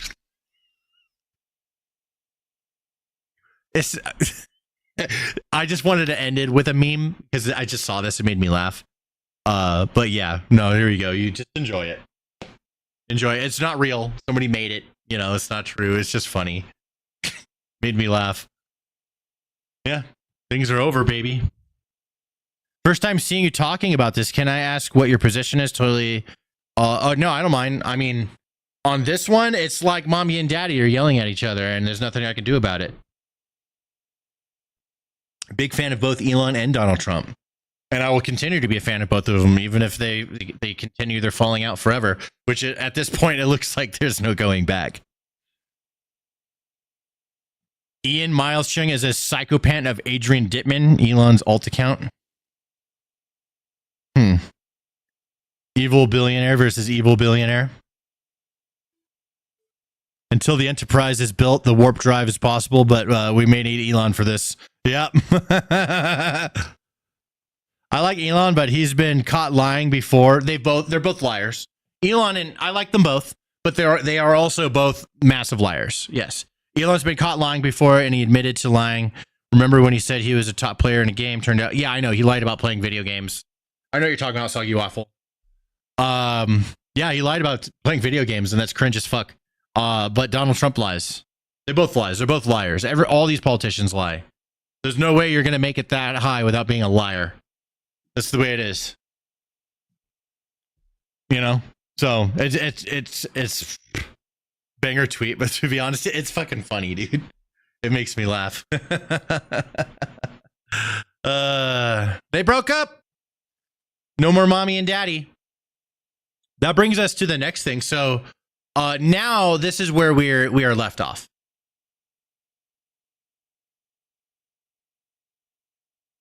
All of this has led to a very interesting tweet that has gone very viral. It has 3.6 million votes since the last time I looked at it. I'm going to refresh and see if that number changes. Okay, it's still the same, so it must be updating. 3.6 million votes. This tweet has 41.8 million views. And it is a very interesting tweet because it could potentially be our future. Who knows? Anything's possible. There's so many wild things are happening. It would not surprise me if we just somehow pivoted in this direction. Elon Musk tweeted after breaking up with Donald Trump. Yep. We all know it. They had a big breakup. So Elon Musk ended up after accusing Trump of doing some stuff with Epstein and this, that, and it got real nasty. Elon said this: is it time to create a new political party in America that actually represents the 80% in the middle? 81% of the 3.6 million votes says yes, but it could be, I always think that Elon Musk polls are kind of not the most accurate of everyone because like the people participating on X and on Elon Musk tweets and stuff like that are usually going to be people that support him. So it's overwhelmingly yes, 81%. But I did think that it was funny that it's 80%. So I thought that was kind of a funny connection. But what do you guys think? A new party? That sounds kind of interesting. I wonder if that would. I mean, I could support that. I, as a righty, I'm frustrated with the baggage of my side. On my side, right? I have a lot of mixed values. You know, I guess I'm pretty much like a centrist, but I lean righty because of I think righties are better at money, and if we suck at money, then we lose. But it's showing that the righties are kind of sucking at money right now too. With this big, beautiful bill. So a different party built from the ground up. I'm wondering what Elon Musk would propose. You know, that sounds interesting to me. Now, I know a lot of people are saying, well, there's the libertarians and all these other independents and stuff. He could just move to that. No, I think that the marketing of that is bad because all of those already have their own baggage. We need something new with somebody as influential as Elon Musk to present some ideas and then we can see how people respond to those ideas. You know, like maybe there's a really cool idea that's presented that everyone's like, yeah, and then it really starts to gain steam and momentum, you know, but it starts with having some ideas presented. I'd like to see what those are. My thoughts on it, because I immediately started thinking about this. I'm like, all right, what if we have like all the best things from both sides? There's some good ideas from the left and the right. And then there's also a lot of dog shit ideas from the left and the right. So we drop the dog shit and take the cool stuff and combine them together into its own party that's not fucking hard locked into certain ideologies on these sides. It's a mixture of both. And with the understanding of letting, not being militant about it and letting people see it how they want to fucking see it, you know? That's how, I think that's amazing. I think that's really fantastic. And there's a lot of interaction going on here. I think this is still pinned on Elon Musk's. Yep, he has it pinned. This is a pinned tweet from 8 hours ago. And he's still tweeting. He's still reposting. What is this? Check out these. Start retweeting some tech. 24 minutes ago, Elon does ketamine. Trump on Epstein's list. It's so funny. Oh, man. If America goes broke, nothing else matters. I think that Elon really believes that America is in danger from of going broke and being fucked. So he's like he's choosing that over allegiance to Trump. And he's still going. He's just he's been retweeting stuff all fucking day. Okay, yeah, this one was 5 hours ago. So yeah, but he's still going. Interesting. Mark Cuban agrees. He's like, yeah, dude, new party. What if we have like Mark Cuban running for president and then we have someone else with him and then Elon's on that team in a position that he can legally be in as a foreigner? I asked Grok. I said, Grok, what are some of your ideas for this party led by Elon Musk for the creator of Doge? Would it be called the Doge Party, perhaps? Naming a new political party led by Elon Musk, as you suggest with the Doge Party, could reflect his playful branding like Dogecoin. It might attract attention, but risk being seen as unserious. Other names could include the centrist party, aiming for the 80% in the middle, or the unity party, emphasizing broad appeal. However, the U.S. system favors two parties, and third parties rarely last. That's true.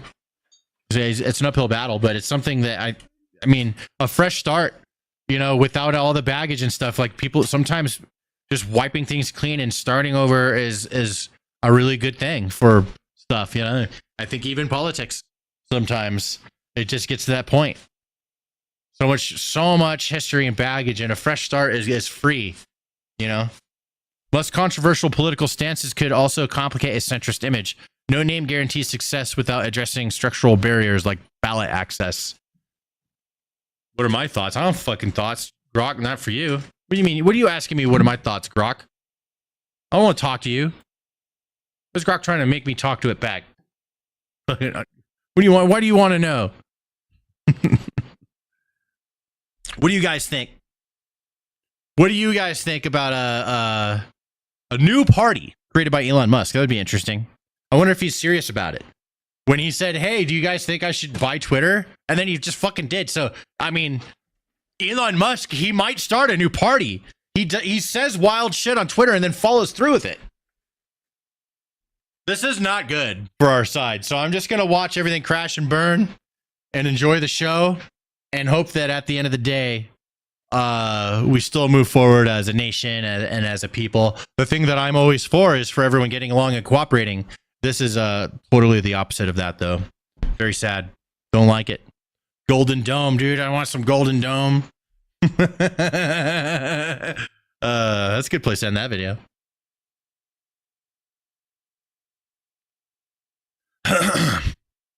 With that, we have a couple of more things to talk about. If you guys are interested, we could keep going. Trump went live. He was in the, this was really funny. He was in the White House with the chancellor of Germany, and then D-Day got brought up. And then Trump was like, yeah, that wasn't a good day for you guys, was it? So fucking funny, dude. So, I mean, I love them both. I love mommy and daddy, even though they broke up. All right, but that, and it's not going to stop me from watching Trump streams, the content president. Let's go.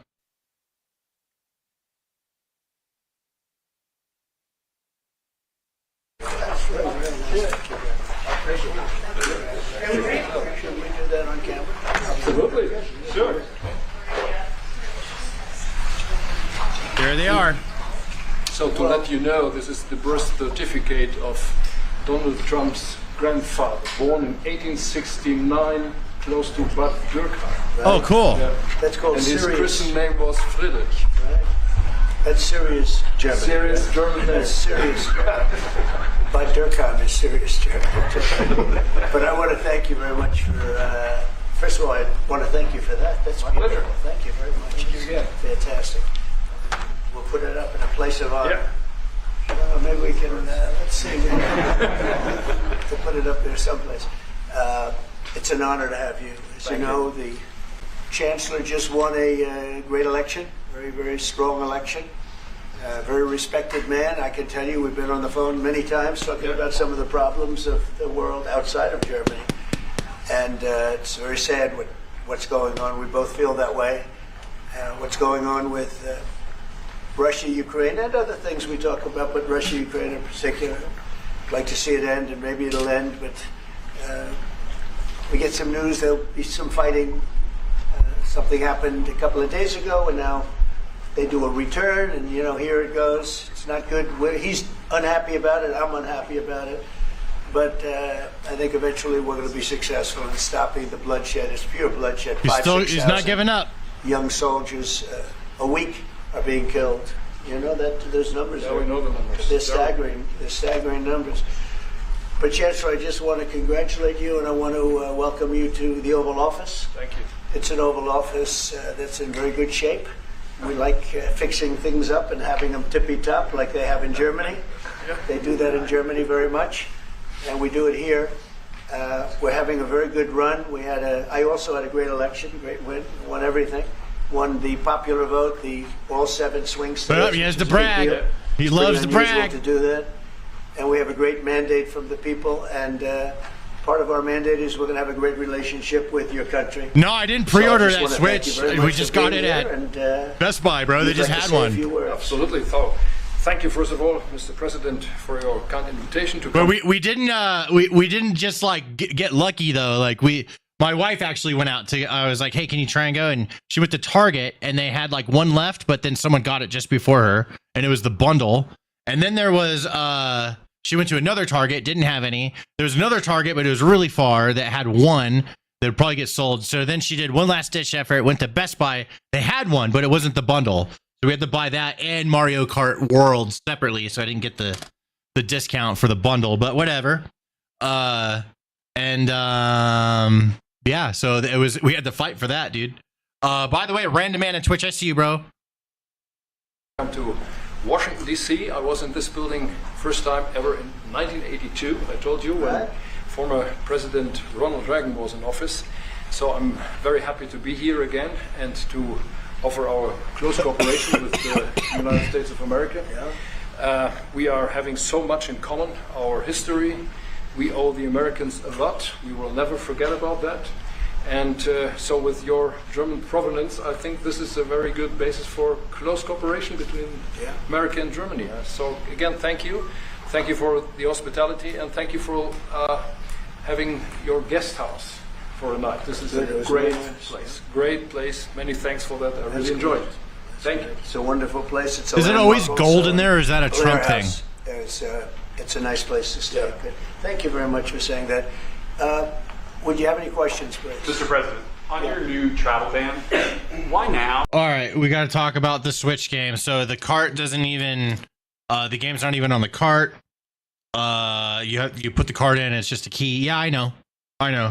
But I wanted to play the game anyways. I love Switch, bro. I love the Switch. But yeah, no, I agree. That totally sucks. I don't like that. That's the thing I hate the most about it, but I still bought it. Because I'm one of those people. I'm addicted to my Nintendo, bro. I need Nintendo. And if the Boulder attack was part of your reasoning, why not include Egypt on that list where the suspect is from? Well, because Egypt has been a country that we deal with very closely. They have things under control. The countries that we have don't have things under control. And why now? I can say that it can't come soon enough, frankly. We want to keep bad people out of our country. The Biden administration allowed some horrendous people, and we're getting them out one by one, and we're not stopping until we get them out. We have thousands of murderers. I even hate to say this in front of the chancellor. Of course, you have a little problem too with some of the people that were allowed into your country. It's not your fault.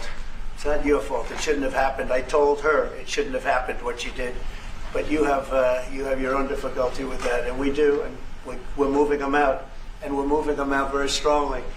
But it can't come fast enough. We want to get them out. We want to get them out now. We don't want to have other bad people coming into our country. By using the word bad, I'm being nice. Okay, the Democrat says a distraction. You put out on Truth Social a post regarding your conversation with President Xi. Right. Can you talk about whether or not you feel that trade talks, trade relations are back on track after appearing to be a little bit off track last week? A little bit off track. It was only the complexity. It's pretty complex stuff. We had a very good conversation with President Xi a little while ago, just before your arrival. In fact, we just hung up, and they said, "You're here." I said, "That's pretty good." Two great leaders of the world in a very short period of time. We had a very good talk, and we've straightened out any complexity. And it's very complex stuff, and we straightened it out. The agreement was we're going to have Scott and Howard and Jameson will be going and meeting with their top people and continued forward. But no, I think we have everything. I think we're in very good shape with China and the trade deal. We have a deal with China, as you know, but we were straightening out some of the points, having to do mostly with rare earth, magnets, and some other things. So those reduced trade tariff rates, they remain in effect? Yeah, we do need magnets. But it's actually weird how much we need those. They're getting used in fucking everything. we have the deal. I mean, we've had a deal. We announced the deal, and we'll be, I guess you could say, I wouldn't even say finalizing it up, Scott. I would say we have a deal, and we're going to just make sure that everybody understands what the deal is. Okay? We had a really good conversation. By the way, he invited me to China, and I invited him here. We're both accepted. So I'll be going Magnets, there. yeah, dude. First lady and Bro, all right, hey, hold on. Well, for EVs, yeah, but magnets, bro, like, you know, have you ever gotten like, you bought like a new product and then the box like has a little like magnet snap and it's like, ooh, the magnets are being put in all kinds of stuff. I got a magnet that goes on one of my chairs. It's a pillow with a magnet in it and it just goes onto the head part of the chair. It's so fucking cool. No, yeah, we need more magnets. At a certain point, more magnets. He'll be coming here hopefully with the First Lady of China. How do magnets work? I don't know. Magic. The Chinese students. Space Are magic. you allowing them to come to Oh yeah, to no, the US? no, Chinese students are coming. No problem. No problem. Okay, It's our honor to have them, frankly. Look, we want to have foreign students, but we want them to be checked. You know, in the case of Harvard and Columbia and others, all we want to do is see their list. There's no problem with that. This is anybody outside of our country, international students, because when we see some of the people that we've been watching, we say, where do these people come from? How is that possible? No, we want to have foreign students come. We're very honored by Twitch it. has less We wanna latency see than their list. Harvard YouTube. didn't want to- Twitch is faster than YouTube, but I'm also on, if you want like super fast, then you can watch on Kick, but there's nobody there. So you'd be by yourself because there's literally 0 viewers over there. But if you wanted the lowest latency, I'm on Kick. Twitch is faster than YouTube, and it's a little bit more active of a chat. And then YouTube's, for some reason, they're always behind. I think they're starting to behave, actually, if you want to know the truth. Okay, Yeah, please. On Russia, are you willing to put more pressure on Putin to end the war by imposing new sanctions on Russia and also on China? Well, remember, I'm the one that ended Nord Stream 2, going to a place called Germany, come to think of it. I'm sorry I did that. I don't know. But I ended Nord Stream 2. Nobody else did. And then when Biden came in, he immediately approved it. That's the largest, essentially the largest pipeline in the world, going to Germany and other countries. And by the way, we have so much oil and gas, you will not be able to buy it all. I mean, you literally, we have so much, and I hope we're going to make that a part of our trade deal because we have more than anybody else. We have actually the most by far in the world, probably double what anyone else has. So we'll work on that. I'm sure that's something we'll discuss today. Mr. President. What do you expect from Germany and what do you expect from the chancellor? Well, first of all, I'm glad to meet because I've been dealing with the chancellor, and he's a very good man to deal with. He's difficult, I would say. Can I say that? It's a positive. Go ahead. You wouldn't want me to say you're easy, right? No. He's a very great representative of Germany. I think all we want is just going to have a good relationship. The rest will just sort of follow very easily. We'll have a good trade deal. I mean, I guess that will be mostly determined by the European Union, but you're a very big part of that, so you'll be involved. But we'll end up hopefully with a trade deal or we'll do something, we'll do the tariffs. I mean, I'm okay with the tariffs, or we make a deal with the trade, and I guess that's what we're discussing now. Mr. President. Back there, please, go ahead. Mr. President? No, not you. Is Germany doing enough on defense? Is Germany doing enough on defense? What? Defense spending. Is Germany doing enough on defense? The chancellor wants to. Is Germany doing enough? The chancellor wants to spend 3.5. Well, There's Mario Kart World. Discussed it very I'm much. excited to try I it know that out. you're spending more money on defense now.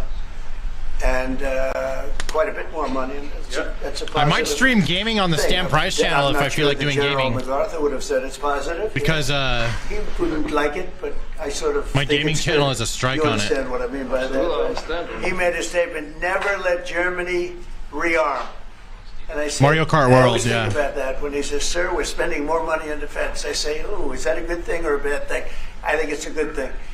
It's not the only game out right now, but it's the only like exclusive Switch game that's out. So there's other games that came out, but they're on. You can play those on other platforms.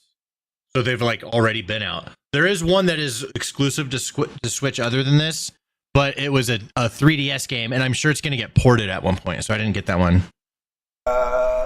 But, you know, at least to a certain point. There'll be a point when I'll say, please don't arm anymore, if you don't mind. We'll be watching him. President Biden. Yeah, Biden. What's your kick name? My kick is Scanimus. Your predecessor dismissed your auto pen investigations and made all the decisions during the presidency. I'm curious your reaction to his dismissal. Well, look, the auto pen, I think, is the big scandal. Outside of the rigged election of 2020, I think the biggest scandal of the last many years is the auto pen. And who's using it? I happen to think I know, okay, because I'm here. And I'm not a big auto pen person, fortunately. I'm glad.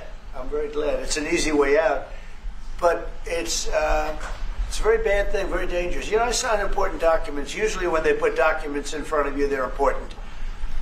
Even if you're signing ambassadorships or... How did I get a strike? I think it's inappropriate. I got a strike on my gaming channel from a video from 3 years ago of me talking about Pokimane because she got banned. So it was a video of me covering a Pokimane ban from 3 years ago, and Pokimane struck my fucking channel. What a bitch.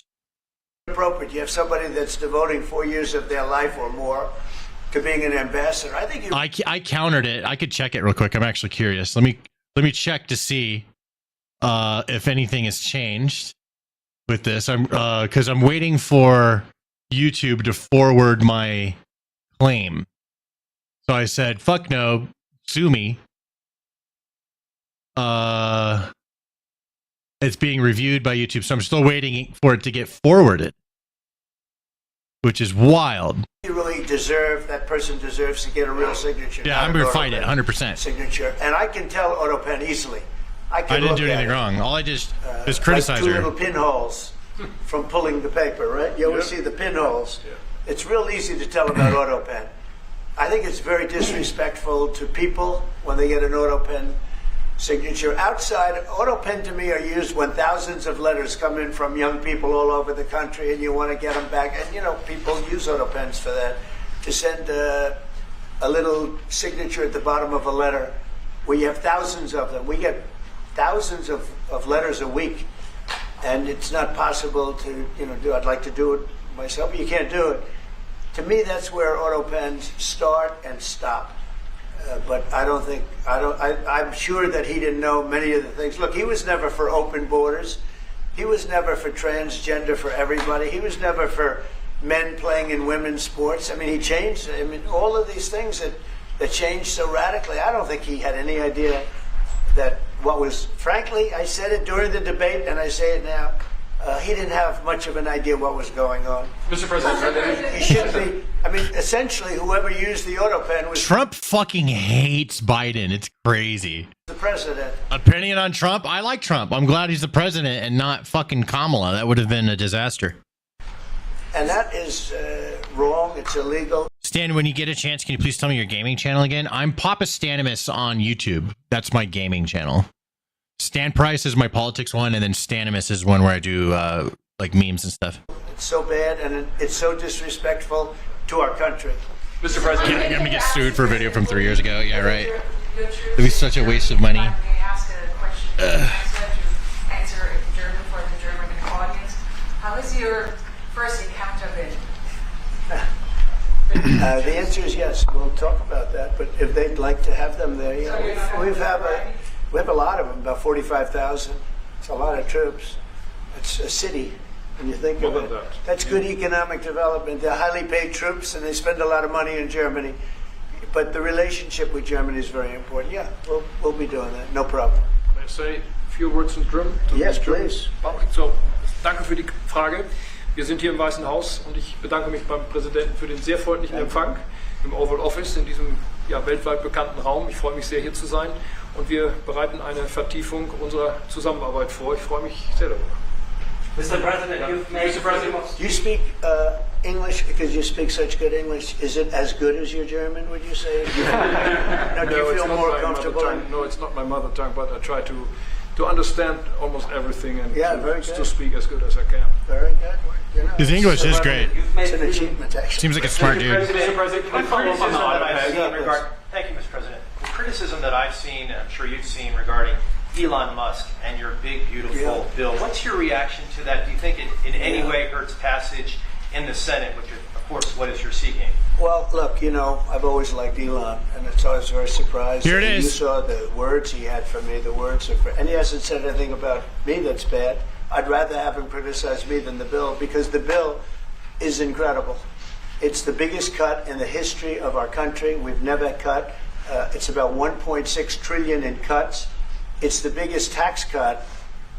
You would say, people's taxes will go way down, but it's the biggest tax cut in history. It's we are doing things in that bill that are unbelievable. And when you look at what we're doing for small businesses, for people, for middle-income people, all of the things that we're doing, nobody's ever seen anything like it. And, you know, Elon's upset because we took the EV mandate, and which is a lot of money for electric vehicles. Elon is on record saying that fuck the EV tax credit thing, get rid of it, but also get rid of it for oil and gas too. So, and he said it many times. So this is, I mean, I love Trump and I love Elon, and someone was talking about, well, Elon lied about fucking video games. I'm like, yeah, Elon's lied about a fuck ton of things, and so has Trump. They're both liars. All right, because you're trying to like pick a side. It's like, bro, you can't pretend that one's not a liar, dude. That's not realistic. They both lie, obviously, right? I mean, I don't give a shit. I like Trump. I mean, I accept the attributes. I accept it. Yeah, he's a liar, but I don't think he's telling the truth, and I think he's lying right now. I don't think that. I think something else went on. Something else went on that we don't know about. That's what I think the truth is.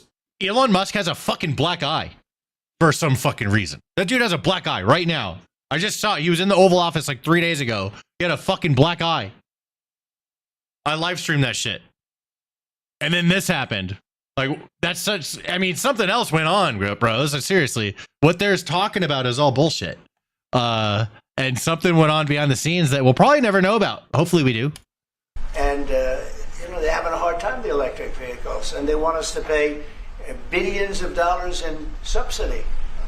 And, you know, Elon knew this from the beginning. He knew it for a long time ago. That's been in the... Trump burned down Elon's Minecraft home. That's why they have beef. And it was probably an accident, too. Like, Trump's like, what does this do? And then just lit his fucking log cabin on fire.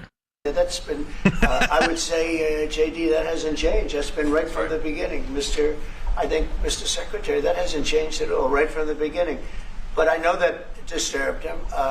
He wanted, and rightfully, you know, he recommended somebody from that he, I guess, knew very well. I'm sure he respected him, but to run NASA, and I didn't think it was appropriate. And he happened to be a Democrat, like totally Democrat. And I say, you know, look, we won. We get certain privileges, and one of the privileges we don't have to appoint a Democrat. NASA is very important. We have great people. General Kane is going to be picking somebody with our, we'll be checking him out, seeing, but he wanted that person, a certain person, and we said no. And, you know, I can understand why he's upset. Remember, he was here for a long time. You saw a man who was very happy when he stood behind the Oval desk. Yeah. And even with the black eye, I said, do you want a little makeup? We'll get you a little makeup. But he said, no, I don't think so, which is interesting. Junkhead says, stay out of politics, man. Your whole content has been mindless humor so far and should stay that way. I mean, I have multiple channels for that. So like this is a new channel where I can kind of say things that I want to talk about. I'm not here to tell anybody how to see anything. I'm just watching.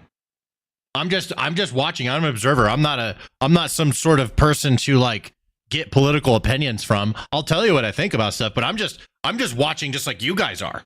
There's the same reason why you guys want to watch, same reason why I want to watch, and I'm not trying to tell you how to see it. I'm just watching everything crash and burn, just like everyone else, bro. That's what I'm doing. Okay.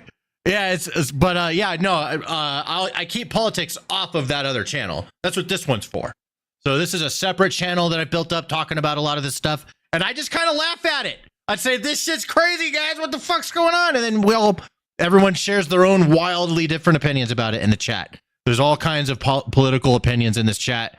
You guys can say whatever you want. You can think whatever you want. I'm not going to, I'm more righty, but I'm not going to be like, you fucking lib. Unless you're my editor, Archie, then, I'm going to make fun of him. He is like a diehard lib. But I don't give a fuck. I love the kid. He's great. All right, here we go. And very nice. He wants to be who he is, so you could make that statement too, I guess. Look, Elon and I had a great relationship.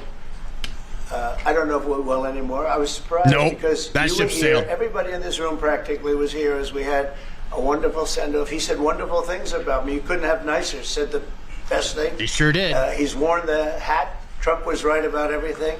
And I am right about the great, big, beautiful bill. We call it a great, big, beautiful bill because that's what it is. And again, biggest tax cuts in history, biggest economic development moves anywhere. We've never done anything like it. Business is spurred. And I don't know if you've seen the numbers, but the numbers came out. Even the CBO, which is run by Democrats, said that we're going to be doing, I'd like you to discuss it, the 2.8 trillion, that CBO. This is a group of people that he's are jumping Democrats. around. They're very hostile to us. They just came out with phenomenal numbers, what it does. You want to mention that, Scott?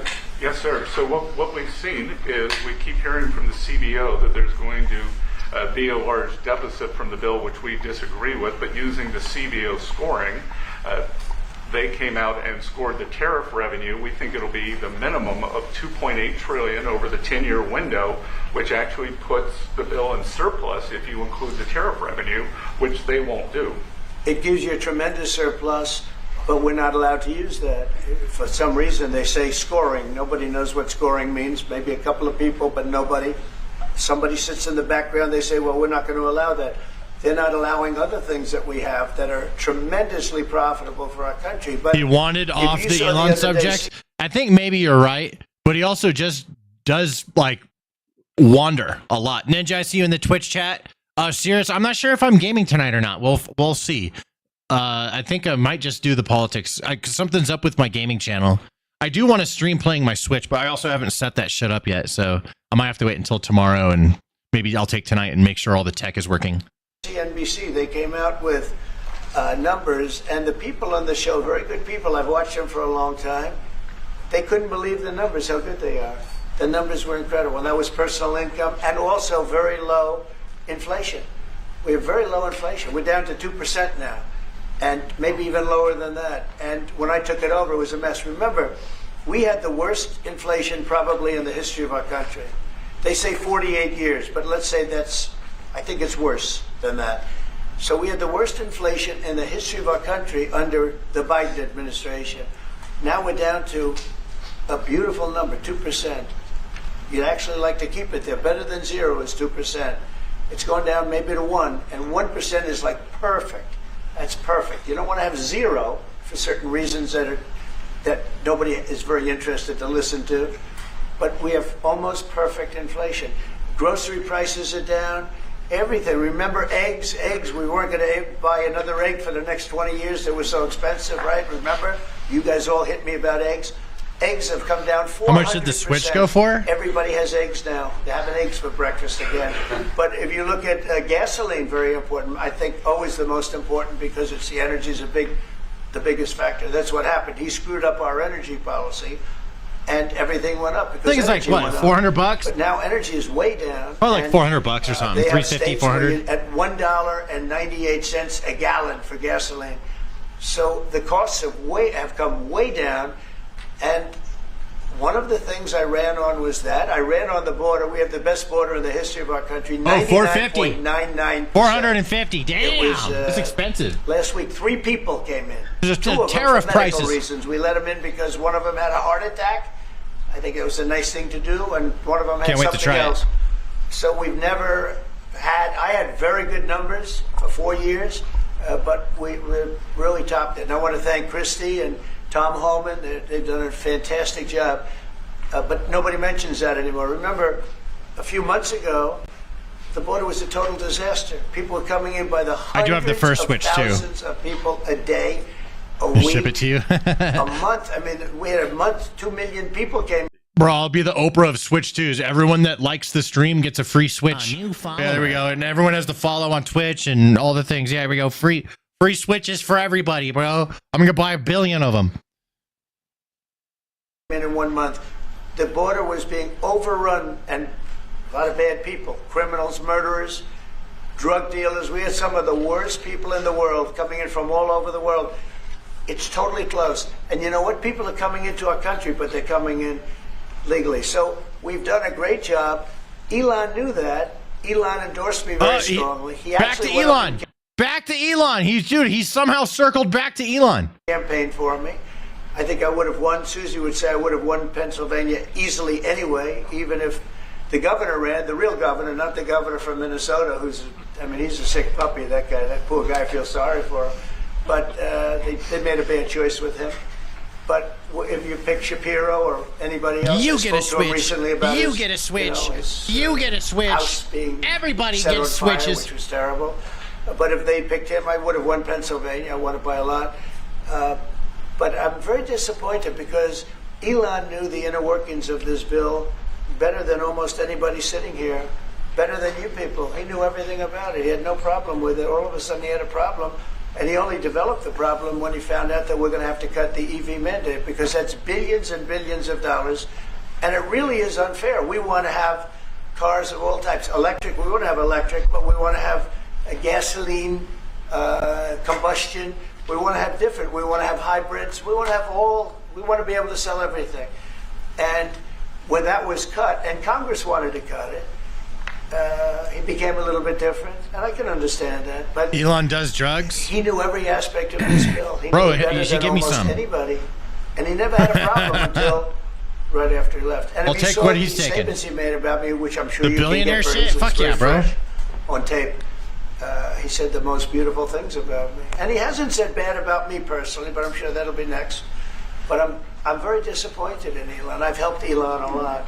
Mr. President, I just want to clarify, did he raise any of these concerns with you privately before he raised them publicly? And this is the guy you put in charge of cutting spending. Should people not take him seriously about spending now? Are you saying this is all sour grapes? No, he worked hard, and he did a good job. And I'll be honest, I think he misses the place. I think he got out there, and all of a sudden he wasn't in this beautiful Oval Office, and he's got nice offices too, but there's something about this one. I was telling the chancellor, this is where it is. People come in here, even from Germany. They come in and they walk into the Oval Office, and it's just a special place. It's, World War I, it started and it ended here, and World War II, and so many other things. Everything big comes right from this beautiful space. It's now much more beautiful than it was 6 months ago. Yeah, he golded up the a lot place. Of good things are happening in this room. A new follower. And I'll tell you. Thanks for the follow, Flamingo Man.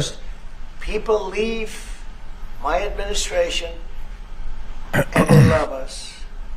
And then So for those of you that aren't on the YouTube short stream, most of the chat that you're seeing on the screen is from the YouTube short stream. That's where we're all at. There's like 500, 600 of us over here. At some point they miss it so badly, and some of them embrace it, and some of them actually become hostile.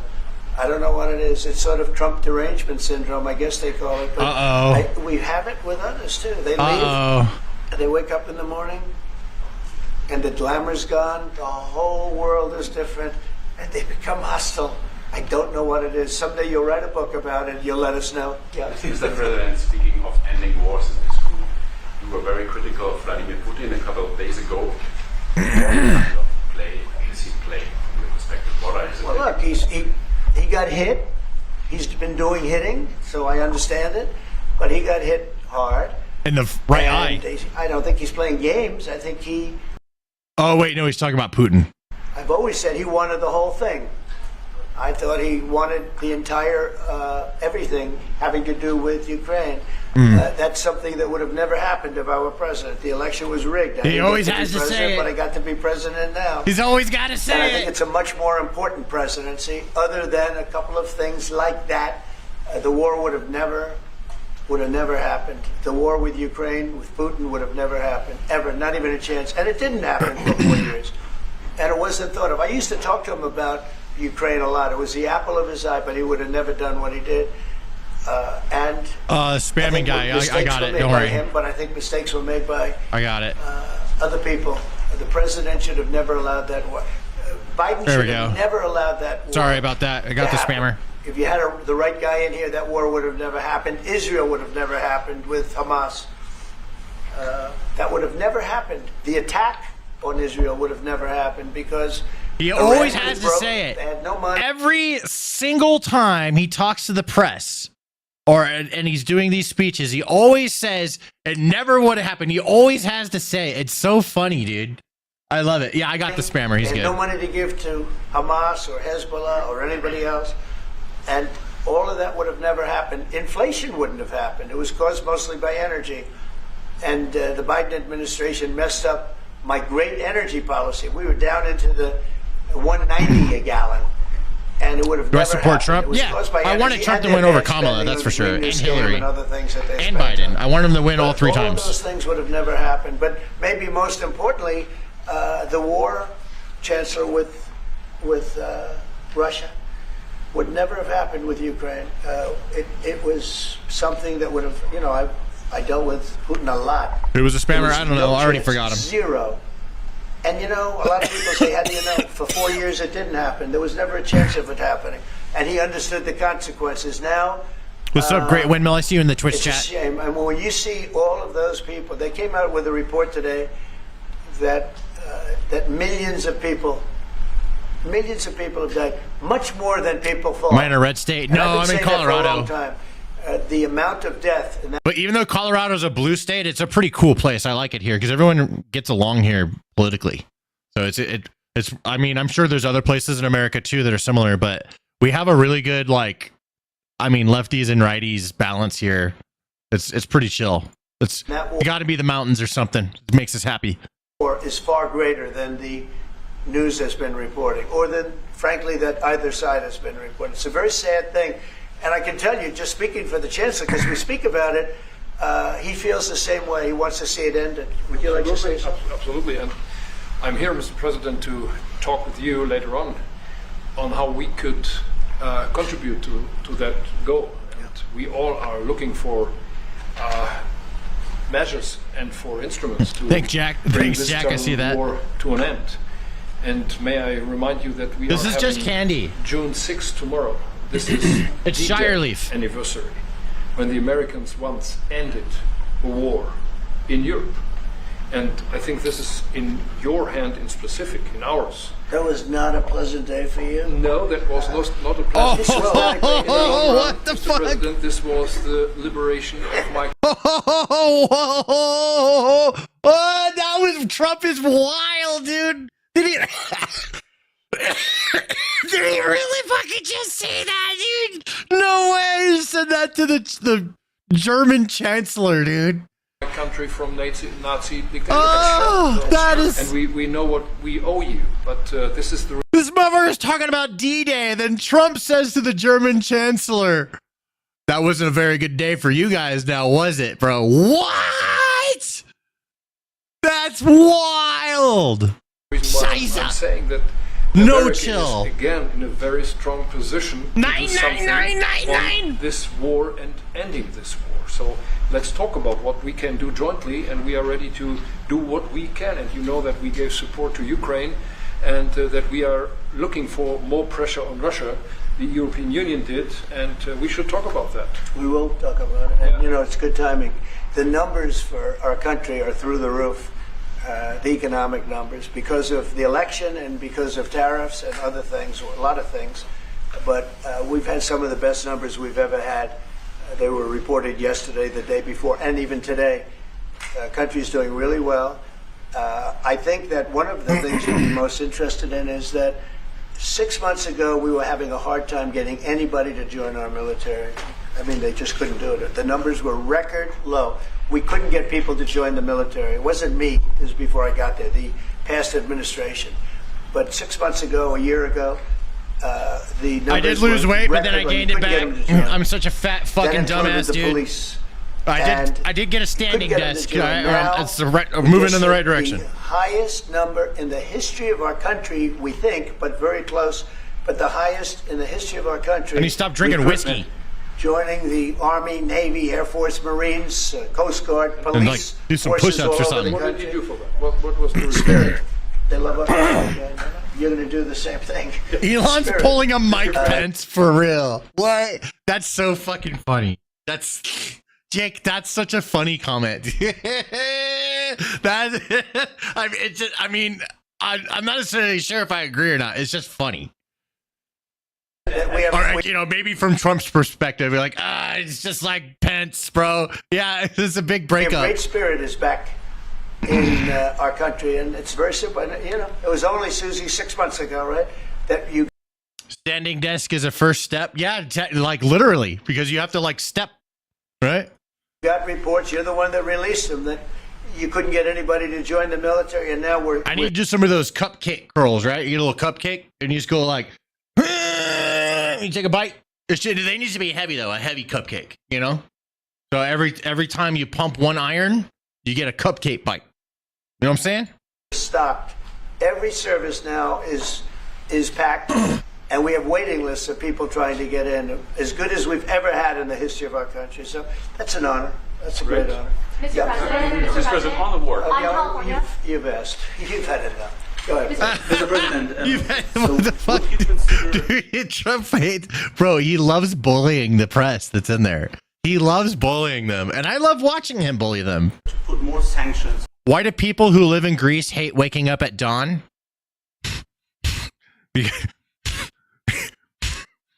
Because dawn is tough on Greece. Love it. Great first chat on Twitch there, my friend. On Russia, because this discussion is going on now for weeks and months, and you tweeted about it once, but then nothing happens. So When I see the moment when we're not going to make a deal, when this thing won't stop, at that moment, it's in my, He was like, my enough. brain, the deadline. Enough from you. When I see the moment where it's not going to stop, and I'm sure you're going to do the same thing, will be very, very, very tough. And it could be on both countries, to be honest. It takes two to tango. But we're going to be very tough. Whether it's Russia or anybody else, we're going to be very tough. That's a bloodbath that's going on over there. And when I see the moment where I say, well, they're going to just keep fighting. I gave the analogy yesterday when I spoke to President Putin. I had a 2-hour, 15-minute call with him. Sometimes, and this is me speaking maybe in a negative sense, but sometimes you see two young children fighting like crazy. They hate each other, and they're fighting in a park. And you try and pull them apart. They don't want to be pulled. Sometimes you're better off letting them fight for a while and then pulling them apart.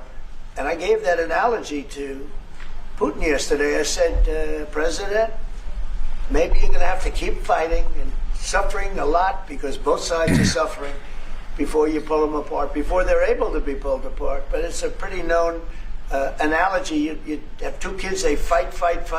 Sometimes you let them fight for a little while. You see it in hockey. You see it in sports. The referees let them go for a couple of seconds, let them go for a little while before you pull them apart. And maybe, and I said it, and maybe that's a negative because we're saying go, but a lot of bad blood. There's some bad blood between the two. I have to deal with it, and the chancellor has to deal with it. It's incredible. The level of, there's a great hatred between those two men, but between the warring parties. Great hatred. What make you say and believe, apparently, that there's no immediate peace? What? Trumpov? Well, I can't. I'd love to have immediate if I could. The Max, Jerry, if I could, but we don't have immediate. Damien, it's like everybody.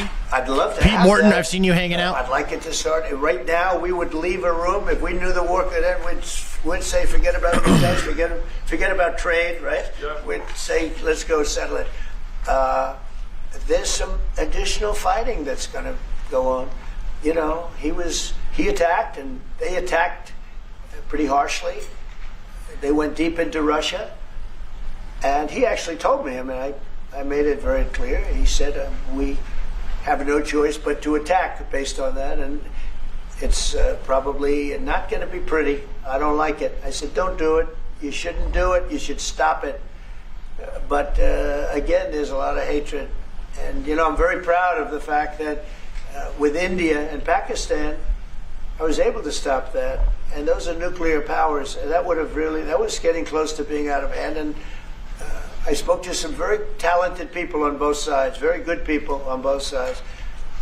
And I said, you know, we're dealing with you on trade, Pakistan and India right now. I said, we're not going to deal with you on trade if you're going to go shooting each other and whipping out nuclear weapons that maybe even affect us. Because, you know, that nuclear dust blows across oceans very quickly. It affects us. And I said, if you're going to do that, we're not going to do any trade deals. And you know what? I got that war stopped. Now, I hope we don't go back and we find out that they started, but I don't think they Jessica, will. what? They were both good. They were well represented. I want to congratulate both countries. Ask the question! Because as you know, the leader of India, who's a great guy, was here a few weeks ago. He's a great guy. Great talks. We're doing a trade deal. And Pakistan, likewise. They have very, very strong leadership. Who's Some touching the people won't mic? like Stop when it. I say that, but, you know, it is what it is. And they stopped that war. Now, am I going to get credit? I'm not going to get credit for anything. They don't give me credit for anything. But nobody else could have done it. I stopped it. I was very proud of that. I wish we could do the same thing with Ukraine and Russia. And at some point it'll happen. I believe that. And if it doesn't happen, or if I see somebody's out of line, if Russia's out of line, you'll be amazed how tough. Remember this. They like to say that I'm friends with Russia. I'm not friends with anybody. I'm friends with you. I'm not friends with that. I want the right thing to happen for our country, for everybody, for humanity. But I'm the one that stopped the pipeline. It's called Nord Stream 2. Yeah, who's touching the fucking mic? Nobody ever heard, not one person in this room ever heard of Nord Get the mic out of your fucking asshole, bro. Like, it's like Call of Duty, but it's in the White House. Stream 2. You probably did because it went to Germany. He's the only one that heard This was a mistake. But I stopped him. I stopped it. Yeah, and you've said that openly. Yeah. It was a mistake because, and I used to go with Angela. I'd say, well, wait a minute. We're spending all this money to defend you against Russia, and then you're giving Russia billions of dollars a month. What kind of a deal is that? You know, but you said it better than anybody else. I appreciate it. But I'm the one that stopped it. And that was the biggest economic development job, if you want to call it that, in the history, think of it, in the history of Russia. That was a massive, it's the biggest pipeline in the world. Going to go all over Europe, not only to Germany. You know, they're Germany, but then they were branching off all over to Europe. Nobody ever heard of it. Not one person of you heard of it. And I stopped it. It was dead. And then they say, I'm friends with Putin. I got along with him. He respected me, I respected him. It would have never happened. But I stopped Nord Stream 2. When Biden came in, almost the first week, he approved it. He let it be built. And then they say that I wasn't tough on Russia. Putin said to me, you know, you're not tough on Russia. You stopped the biggest, most important job we've ever done. You stopped it. And Biden came in and he let it be built. And I'll tell you what, I'll never forget the day. I had it totally stopped. They weren't building. They gave up on it. They weren't able to. And then Biden came in and he let him build. I couldn't believe it. Okay, one or two questions more, please. Any questions? Any question for the chancellor? Go ahead, for the chancellor. That would be one. I like his answers much better. He thinks Putin respects him. I think that it's more of a understanding each other thing. You know, respect is like doesn't really even matter at the end of the day. It's just understanding. And if you understand somebody, that's a form of respect right there itself. Alexa, turn on studio lights. Would you continue to support Ukraine? Bitch! Alexa, turn on studio lights. That's right, bitch. Yeah, I'm with Ukraine. We just signed a big deal on rare earth with Ukraine. And I want to, you know what, I'm for stopping killing, really. That's what I'm for. Again, a war that would have never started, should have never started. I want to see the killing stop. We spent $350 billion, much more than Europe, but Europe spent a lot also. And they spent way over $100 billion. Yeah. So you're talking about close to $500 billion went into that whole thing. And it's not even the money. And I know with you too, it's a lot of money. But it's the death. Be nice to her. We went to the... I'm nice to Alexa when she fucking listens. But she doesn't fucking always listen, bro. I had to say it twice. It's supposed to be a robot, bro, not like a person. People and dogs, you got to yell at them a bunch of times. Like, come here, bitch. Come here now. Fucking bitch, come here. And then, you know, like it's supposed to be a robot. Middle East. I went last week to the Middle East. We took in $5.1 trillion. That's many, many times. That's 30, 40 times, 50 times more than what we're talking about. It's think of that, $5.1 trillion of investment with one trip that lasted 4 days. So it's not the money. It's a little the money, but not the money, the big thing. The big thing is the death.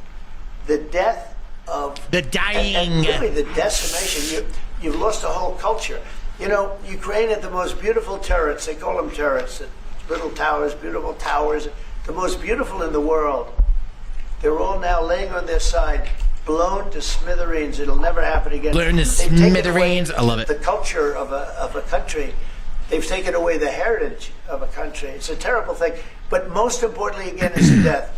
5,000 plus people a week, soldiers, are being killed. He doesn't want that, and I don't want that. That's so many fucking people, dude. It's crazy. Mr. President, do you support the Graham bill on putting high tariffs? I have not looked at it, but they'll be guided by me. Talk about Elon more. That's the way it's supposed to be. They're going to be guided by me. No, read some Elon tweets, it's a Donald. bill on sanctions, etc. Trump, Mr. President. I'm a very quick study. At the right time, I'll do what I want to do. But it could very well be okay. I'll have to see. But they're waiting for me to decide on what to do, and I'll know maybe very soon. It's a harsh bill. Yeah, very harsh. How about one more on the auto, Mr. President? You want to take one more on the auto pen? Go ahead. I would like to have a question to Chancellor as well. Because, do you agree with the analogy the President made on the war between Russia and Ukraine as being a fight between two kids? Is that how you view that as well? And what do you actually want the U.S. President to do in this? Well, I think we both agree on this war and how terrible this war is going on, and we are both looking for ways to stop it very soon. And that'd be great. I told the president before we came in that he is the key person in the world who can really do that now by putting pressure on Russia. And we will have this debate later on again, how we can proceed jointly between the Europeans and the Americans. And I think we are all we are having the duty to do something on that now to stop it after 3.5 years, which is really terrible. Look at the kids. Telling Lunar to lay off the drugs. Let Lunar take as many drugs as Lunar wants, bro. Hey, let me get some. The kids which were kidnapped from Russia. This is all terrible. And so we are talking about instruments, measures, what we can do. And my personal view is clear on that. We are on the side of you like Ukraine. Trump? Yeah, dude. Fucking Trump's awesome. Stronger. I wanted him to win all 3 times. Stop this war. And this is our problem. His microphone is shaking, bro. The fucking cameraman. Fire him. Yeah. Fire the cameraman. You don't even like to look at him, right? It's terrible. So it's really bodies, arms, heads, legs all over the place. You've never seen anything like it. It's so ridiculous. And this is only by Russian weapons against Ukraine. Half price for me. Let's go. With Ukraine weapons, never. Ukraine is only targeting military targets, not civilians, not private, not energy infrastructure. So this is the difference, and that's the reason why we are trying to do more on Russia, how to stop this war. Well, in this case, I'm talking about the battlefield, you know, the soldiers on soldiers. But you could also say that, too, with the cities. Yeah. You know, the cities are being hit also. So it's a terrible, terrible thing. Right? Somebody said autopen. Yeah, I was just curious. Because I think it's the biggest scandal maybe in the last 100 years in this country. So when I hear that word, I think it has to be discussed because the fake news will try and hide it, and we can't do that. Bro, this camera guy sucks. Any evidence that anything specific was signed what is without up with this President mic? Biden's knowledge or by other people in the administration acting illegally? Well, I don't think Biden would know whether or not. What's up, NN? I'm asking if you've uncovered any information. Joining the stream, bro. I uncovered, the human mind. I was in a debate with the human mind, and I didn't think he knew what the hell he was doing. So, it's just one of those things, one of those problems. We We can't ever allow that to happen to our country. The danger our country was in. And I know some of the people that worked with him, radical left, horrible people. Radical and left. I could give you the name Love of it, some dude. of the people that use the autopen, because I'm here, and I ask questions about people that were here also. There are a lot of people that were here when that happened, and they're here right now, and they'll answer your question very accurately. But I know some of the people that use that autopen, and those are not the people that had the same ideology as Joe Biden. These were radical left lunatics that used that, and they didn't get elected. He didn't get elected either, actually. Thank you very much, everybody. Thank you. We have more. No, that's not all. We have more. Trump ended up at this thing. What is it? Trump participates in the roundtable discussion with a Fraternal Order of Police. I wonder if he's going to talk about Elon. Ladies and gentlemen, the President of the United States, accompanied by Patrick Yos, President of the Fraternal Order of Police.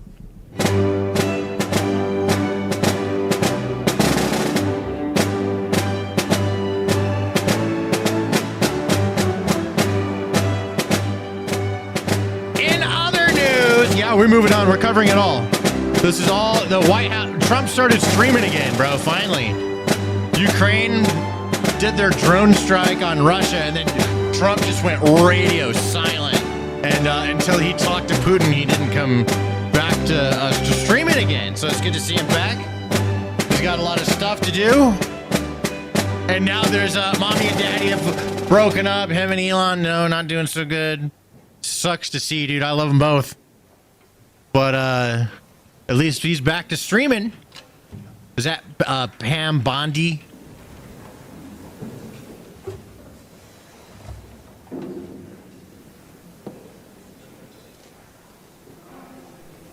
Don't acknowledge Fraternal Order of Police Executive Board.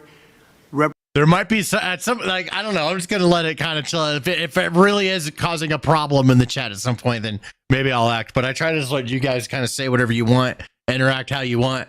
You love Tesla? Me too, dude. I want to get me a Tesla. Representing nearly 400,000 officers nationwide, and they were with me right from the beginning, and we appreciate it. We won't forget.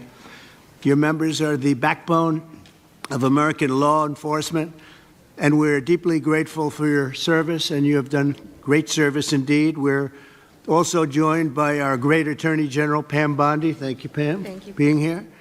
For generations, this institution has served as a powerful voice for the brave men and women who risk their lives to protect communities all over our country, and they do it as well as anybody or better.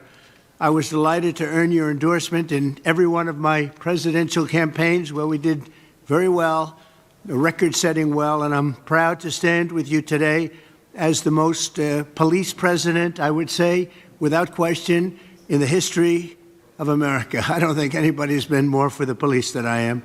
In recent years, far-left radicals have vilified and targeted our nation's police with Marxist prosecutors and soft-on-crime politicians, Trump making punched it Elon? impossible for Bro, you that to would do be your so funny. jobs and do them the way you want to do them, and only you know how to do them.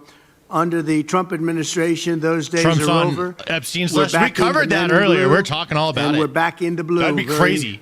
We'll have to see what's honestly, going we on. have some of the greatest people in the country sitting right around this table. We've ended the use of lawfare against police officers and terminated unjustified federal consent Need decrees. Elon and Trump on Street I Fighter? That signed would an be awesome. executive order Mods, bro, directing the mods. Department of Justice to provide legal protection and financial support for officers targeted by very frivolous lawsuits. Oh, I know about frivolous lawsuits better than you do. I can tell you, I had my share of them. He loves I bringing that ordered up. other federal agencies to boost funding for police recruitment, retention, and pay. And I've asked Attorney General Bondi to pursue the death penalty for anyone convicted of killing a police officer, which is very appropriate. Upon taking office, I declared a national emergency on our southern border, and we reduced the number of illegal border crossers released into the United States by 99.999%. You can't do much better than that. We've removed thousands of violent criminal illegal aliens from our communities as part of the largest deportation effort in American history. And just a few months into office, the national murder rate has plummeted by 28%. It's going down largely because of what you're doing. I'm also deeply grateful to the National Fraternal Order of Police for its resounding endorsement of the Kamala was a beautiful terrible bill, candidate. which Oh is my moving God. along very nicely with great support. It's Trump's a great easy bill. choice It's a over bill Kamala. that's going to cut taxes more than any bill we've ever put in the history of our country. It's going to cut costs and expenses by Watching this lunar guy $1.6 freak out in trillion, the chat's pretty funny. which He's is like- the biggest cut in expenses ever. It's crashing out And in it's the going chat. to do so many other things. You know, our country is doing record business right now. Record investment is coming in. Close to $15 trillion is already committed to come in for building new plants and factories. AI is big. Apple's investing $500 billion plus. They're all coming in. You voted for Kamala? It also Who includes told you the that shit? largest investment in border security in our nation's history, equipping law enforcement with the tools to stop the invasion. I built a lot of wall, hundreds of miles of wall. Now we're going to build some additional wall where we feel we probably should build it after a little trial and error. And we're going to end up building more wall than even I built, and we built a lot. So I want to thank you for your support, and now let's get the bill passed. We want to get it passed through Congress without delay. In everything we do, we will give our police the respect and the protection and all of the resources that you need. I did that, as you know, nobody wanted to do it before me, where I gave you the military equipment that was excess. They called it excess military equipment. You know that very well. I think every one of you benefited by that. It was in warehouses, billions of dollars worth in warehouses all over the country, and other presidents didn't want to give it to you. I did, and we gave it to you, and it helped out a lot and saved a lot of police officers' lives. I'd now like to ask Attorney General Pam Bondi to say a few words, followed by FOP National President Patrick Yoes, and then Washington, D.C. FOP Trustee Greg Pemberton, and Vice President of the Fraternal Order of Police, Joe Gamaldi, all great people. Thank you very much. Pam, thank you very much. Thank you, President. And thank you to the Fraternal Order of Police for being an unwavering voice for America's law enforcement. We all know there is no ordinary day in the life of a police officer. Each day, you leave your homes with complete uncertainty as to who you will encounter and what happens each day.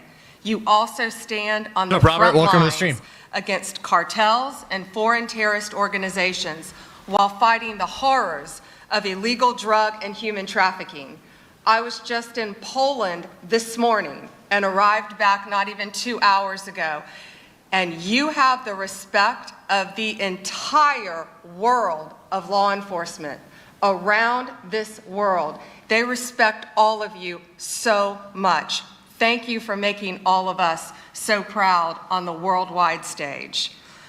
President Trump's Justice Department will do everything to protect you and to support all men and women who wear the badge in this country. We are fully committed to ensuring our local law enforcement officers have access to the resources, tools, and manpower you need to do your jobs. That means boosting recruitment and retention. We want the best and brightest to join your ranks just like you, and we want them to stay in your ranks. Last month, we announced $57 million in grant money available for law enforcement agencies to hire police officers. Through this funding, we anticipate nearly 1,200 new officers will be hired around the country. We're helping to pay for police officers' overtime and supporting President Trump's no tax on overtime. We've also made millions of dollars available for mental health and wellness programs for you around this country. We know how important that is. We're aggressively prosecuting criminals who assault law enforcement officers. We will not tolerate attacks on police officers. Since January, the department has brought 138 cases in 33 states against defendants who have assaulted our officers. Additionally, the DOJ will no longer target police departments with bogus lawsuits and bogus investigations. We are dismissing lawsuits filed by the Biden DOJ against police departments in Louisville, Minneapolis, Albuquerque, and more. We're ending meritless investigations into Phoenix, Trenton, New York City, Oklahoma, Katie Stagg, thanks for the follow on Twitch. We're also ending consent decrees that take control away Debate from these nuts. you, destroy morale, Love you, Papa Stan. Keep it up. and I will. increase violence. Awesome. Instead, we're working with local law enforcement Shut up, to bitch. give We you wanna the talk to tools Trump. that you need to make our streets safer. We believe in backing the blue, not just in word, but in action. Long-time The Biden YouTube follower. Thank you very much. slandered That's you, awesome. defunded you, and undermined your service. No tax But on we stand overtime with you, and the big beautiful we bill. honor You know what? That's a good and question. We will not abandon you. That's a good question. Thank you on behalf of President Trump, the Department of Justice. We are 100% committed to standing with our nation's law enforcement. God bless you and God bless America. Back to Trump. Thanks, Yeah, we want Mr. Trump. President, first, thank you. Thank you for not only you're not your Trump. support for law enforcement as the 45th president, but also your support as the 47th president and all the years in between. You've always been a steadfast supporter of the Fraternal Order Police and law enforcement across this country. I want you to know on behalf of our nearly 400,000 members, we appreciate all that you do for us.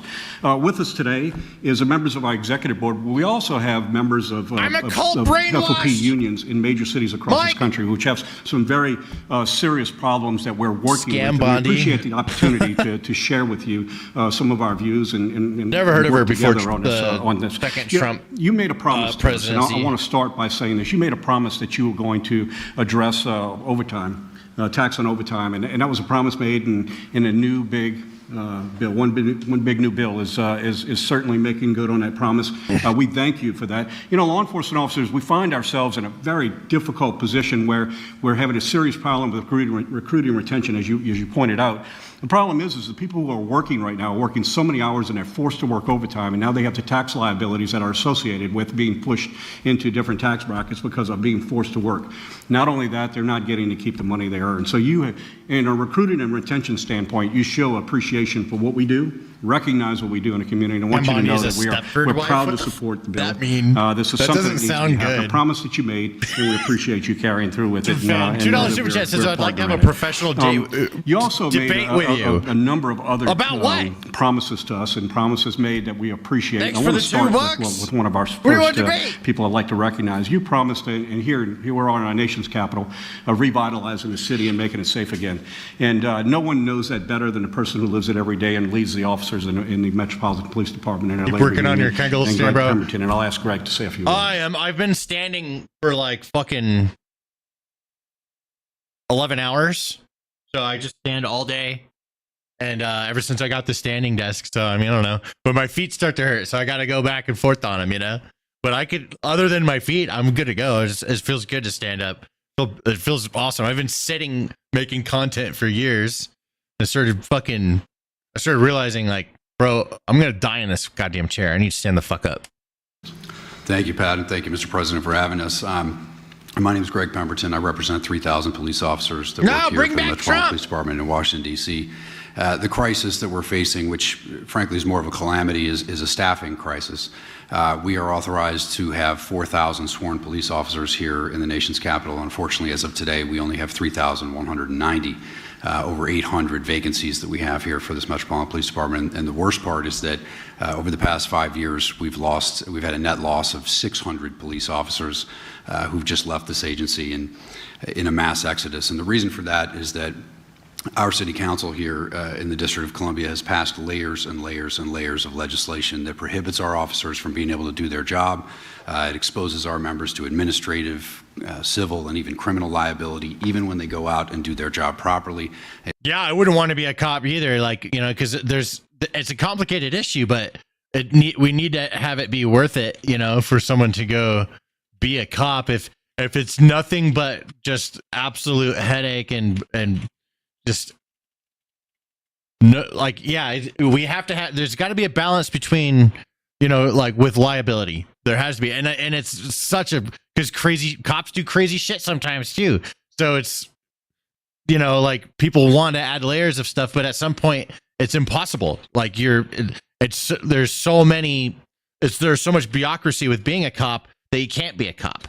So there's a balance, and it's an uncomfortable balance because, like, you know, sometimes things happen, and it's like, oh, if only we had this sort of rule that had to be followed, it would have prevented it. But like, yeah, it's it's a very complicated issue, but I do think our police need to be free to operate. So we like, especially in these areas where like everyone's like, oh, I'm not going to get arrested if I steal all this shit. Well, I guess I'm just going to steal all this shit. Like, no, they need to get arrested and taken to fucking jail, and we need more law and order.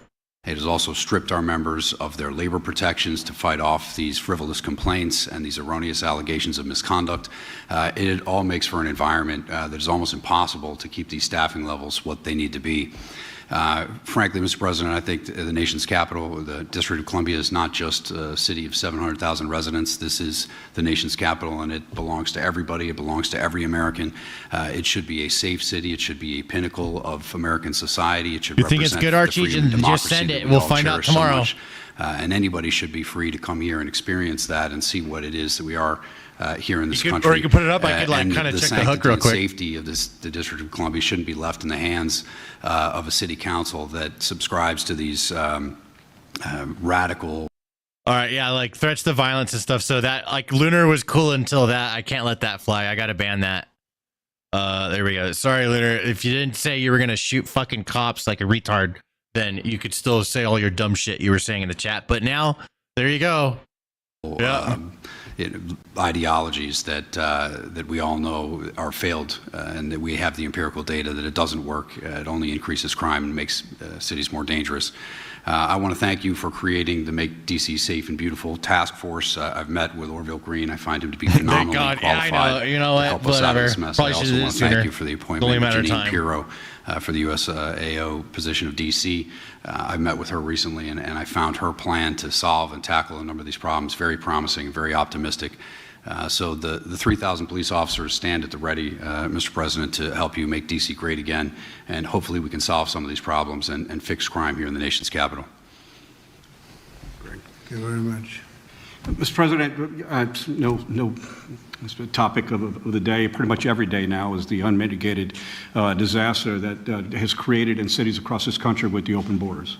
And all the problems that it has done for quality of life, it's done for our safety within our communities, safety of the officers that work in the communities, and you've been a great advocate of putting this back together. And I'll ask our Vice President Joe Grimaldi to touch on. President Trump, I think I'd be remiss if I didn't start by saying thank you. It's entertaining thank while it you lasted. for the incredible efforts by you and your administration to Bruce started talking about like shooting cops and stuff, and I'm like, okay, yeah, well, fucking, I can't. That I gotta moderate, bro. Because my hands are tied on that one. I can't let that fly. You know.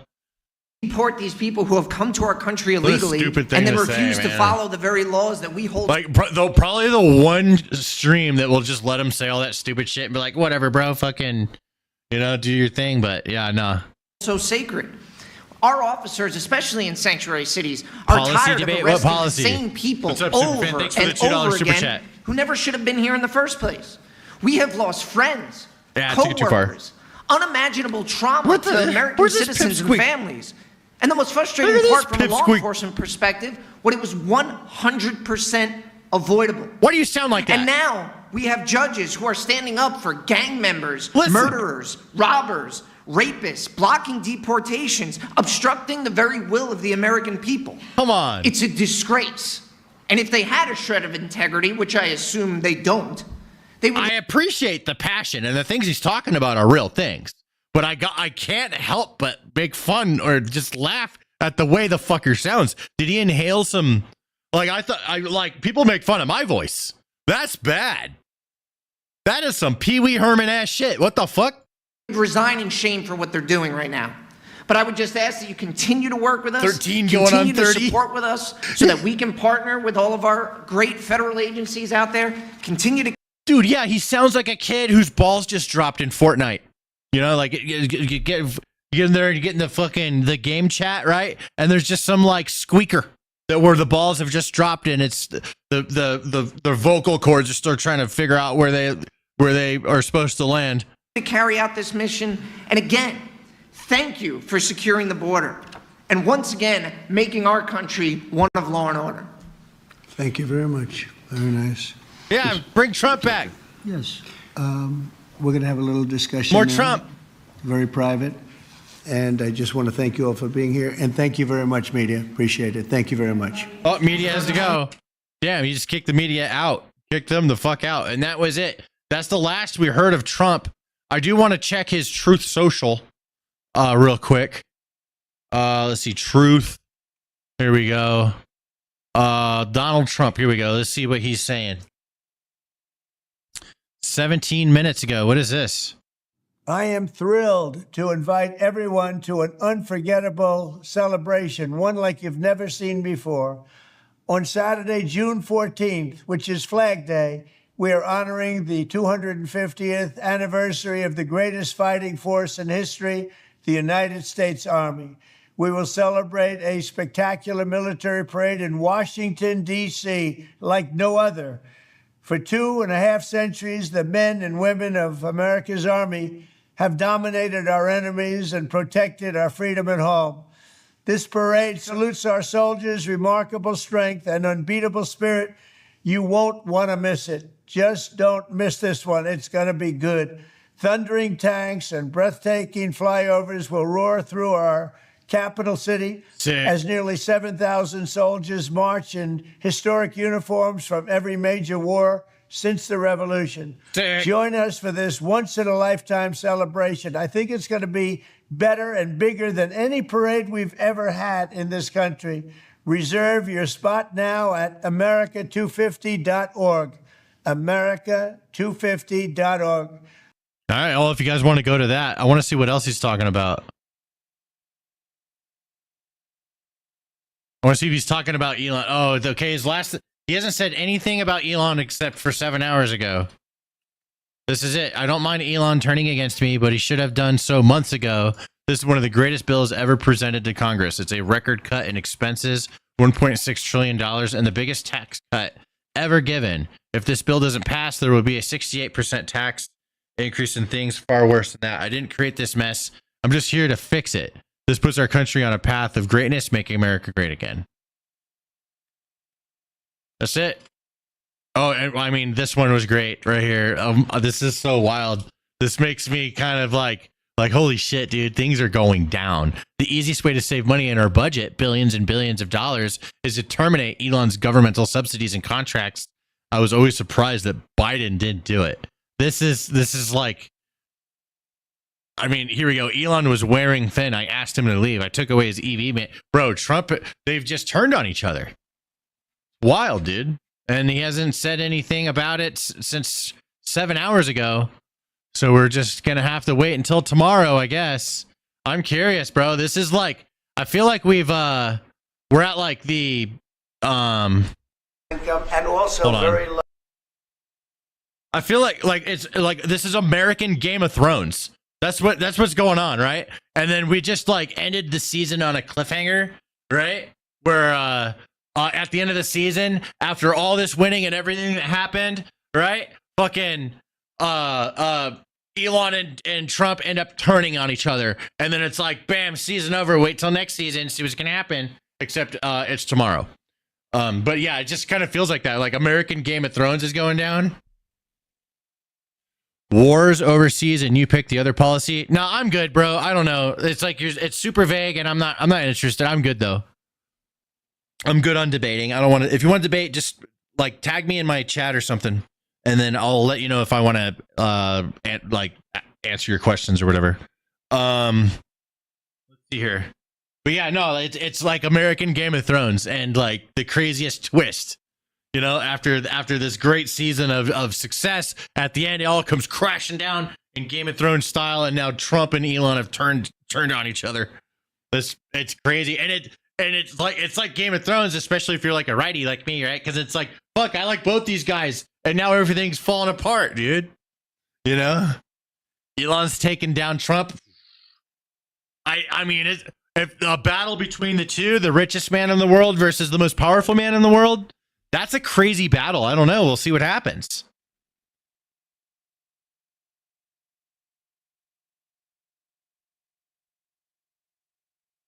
Game of Thrones, except it's just babies throwing tantrums. I mean, these people old. Isn't Elon, he's like in his 50s, right? Yeah. He's in his 50s. D Dr. Dope, I see you in the chat. What's up, man? Okay, let me turn on some music. I have some right here. Some tunage. Did my headset die? My headset has died. It has died.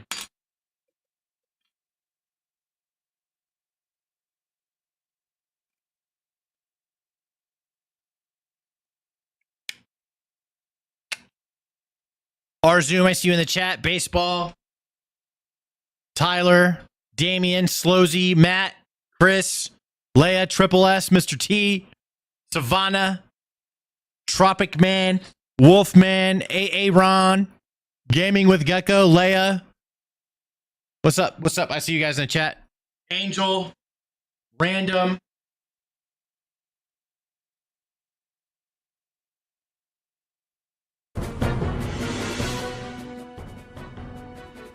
There we go. Let's see this.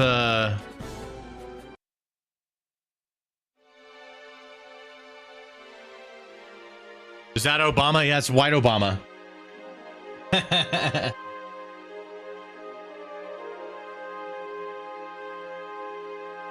Free to play account. What's up? I see you in the chat.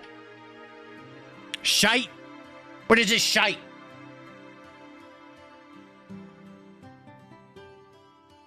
Do you want an edit? I don't know what that means. What it is? What's up, ugly? I see you. How do you do, motherfucker?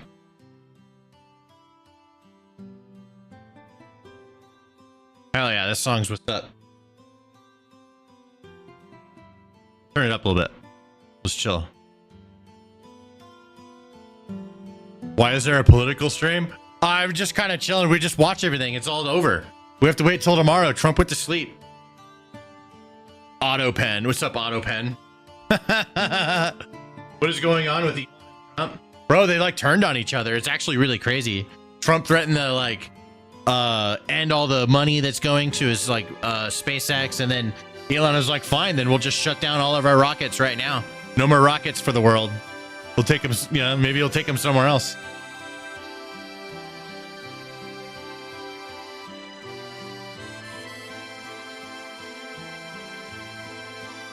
Then he started saying some shit about Trump and Epstein. It was wild, dude. It's been a wild day. Been an absolutely wild day.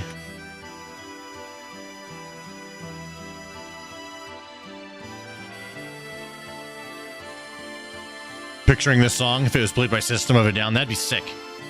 It's all about his ego. I mean, I don't know. That's kind of... A lot of these guys have egos. It's whatever. I have a fucking ego. Trump wouldn't have won without Elon. That's questionable, but it's very possible. You know, like I think that it could be very true, especially Pennsylvania. But Trump won pretty hard. So it's also possible he was just going to win either way. He had a lot of support.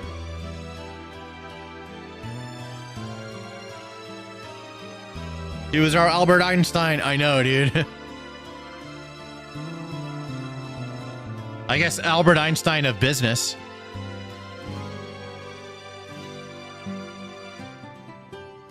What music am I playing? I'm playing Final Fantasy X music. That's Titus's theme. Na na na na. I love that song. It's good.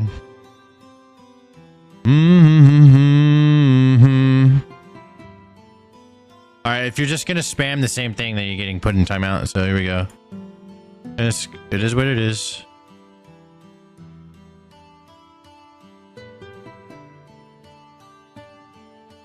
Iron Man of rockets. Yeah, dude.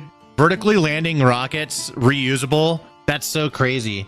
And it's awesome that it was done, and it's crazy that they're scaling it to these massive fucking levels. Nuts, man. Howard Hughes of our time. Yeah. Yeah, he's like our Howard Hughes. Yeah. Elon isn't even smart, bro. I mean, I don't know. I mean, you know what? I'm not even gonna argue with you. You can just think of that. Just go ahead. That's adorable. We're listening to Final Fantasy X, baby. Love your shorts. You find the best videos. Thanks, homie. Yeah. Yeah. I do be good at finding them videos, man. All right. That's part of what I mean. It's part of the game. International Space Station getting destroyed, bro. There's so many things that are, I don't know, dude. It's crazy. What I can't believe. I can't believe reality. Reality is so wild. So many. And it just keeps going. The story never ends. It's going to keep going. The whole, glad that Trump won. Rather have Trump than Kamala, but we get 4 more years, a little under 4 more years of Trump. At least, maybe 8. You never know. Crazy shit, dude. It's just gonna be a wild story the entire time. Howard Hughes reincarnated into Elon Musk. Interesting. That's funny.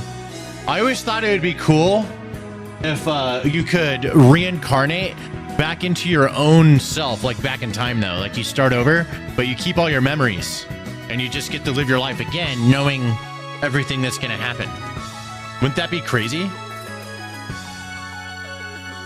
I would love like that. That sounds like a crazy experience. I'd love to give that a try. Like at the end of my life, whenever that is, and then I get to redo it.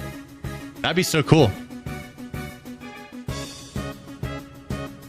Make the best shorts. Thanks, homie.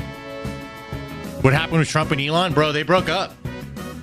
They ain't best friends doing karate in the garage no more, dude.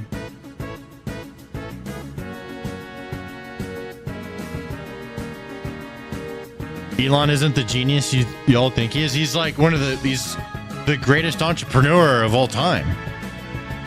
Yeah. Like he's insane at business. What are you talking about? Everyone acts like that's so easy to do. Everyone says that stuff. I'd love to see them even try to like do like a small business, like do a lawn mowing business. Just scale that, you know.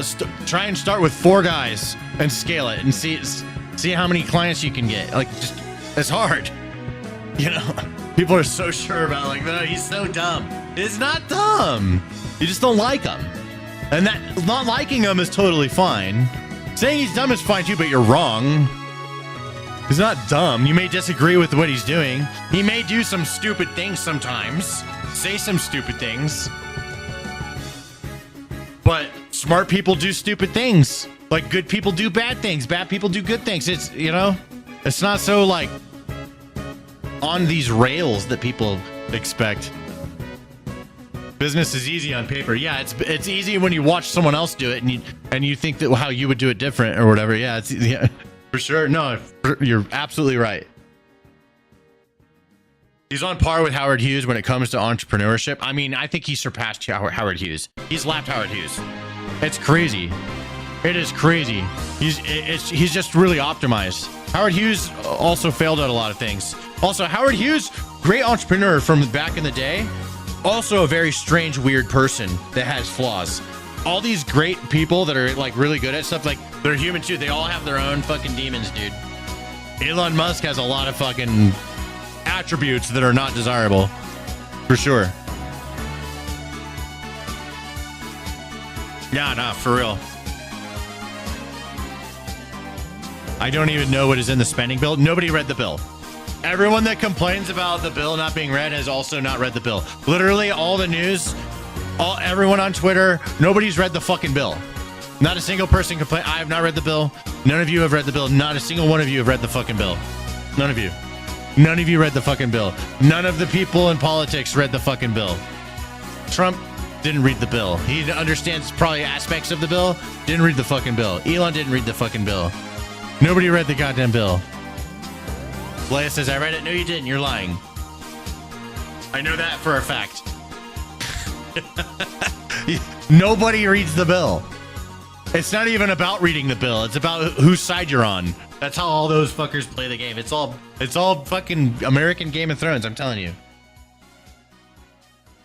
I read the bill so I could think for myself. No, you didn't. Nope. You read a fucking an article that talked about part of it, and that doesn't count as reading the bill. No, you didn't read the bill. You're lying. Call him out. Yeah, no, fucking total bullshit. Not a single one of you read the fucking bill. Nope. Trump didn't read the bill. Elon didn't read the bill. Fucking what's her name? The blonde. She's always saying provocative shit. Congresswoman, I think, or senator or some shit. She's super provocative. I forgot her name, but she didn't read the goddamn bill. She had a funny tweet. She's like, I didn't know that was in the bill. Have you seen the new V3 Starship? That shit is so cool, dude. I'm a big fan of all that SpaceX stuff. Big fan.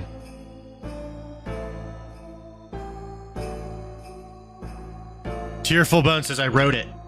Tearful. No, I believe it. That I believe. Tearful Bone wrote the bill. Taylor Green, that was her name. Yes. Yes. She didn't read the fucking bill. There was a funny tweet from her. We had it. It was like, it's so funny. She was like, what the fuck? I didn't know that was in the bill. If I would have known that was in the bill, I wouldn't have voted for it. She like actually tweeted that, which I mean, honestly, it's funny because it's like, well, what the fuck? That's your job. Read the bill, right? But in reality, literally nobody reads the bill. There was a guy that called her out, another representative, was like, read the fucking bill. And then I'm like, you didn't, that motherfucker didn't read the bill either. You know what? I might even have it here. Do I have that shit? I swear I had it somewhere. Maybe it was yesterday's docket. It must have been yesterday's docket. Yeah, I think it was yesterday's docket.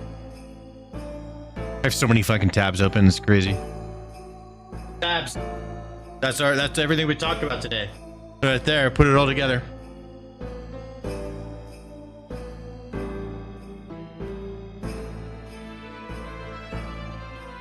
My daughter doesn't think you're real. Can you say hi, Anita? To prove me wrong. Anita! You're right. I'm not real. I'm not real.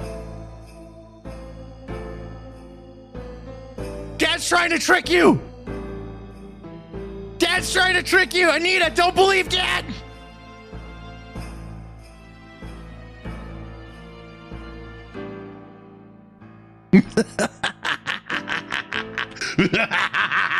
I wield such power. I wield such power. Adolf says, don't fall for it, Stan. Wait, fall for what?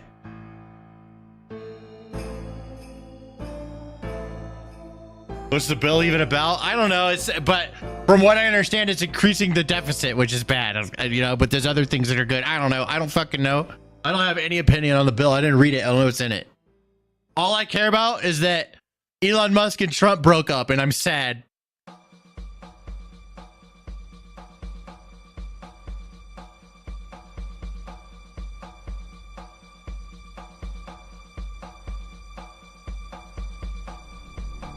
Don't fall for it, Stan. Oh, I see.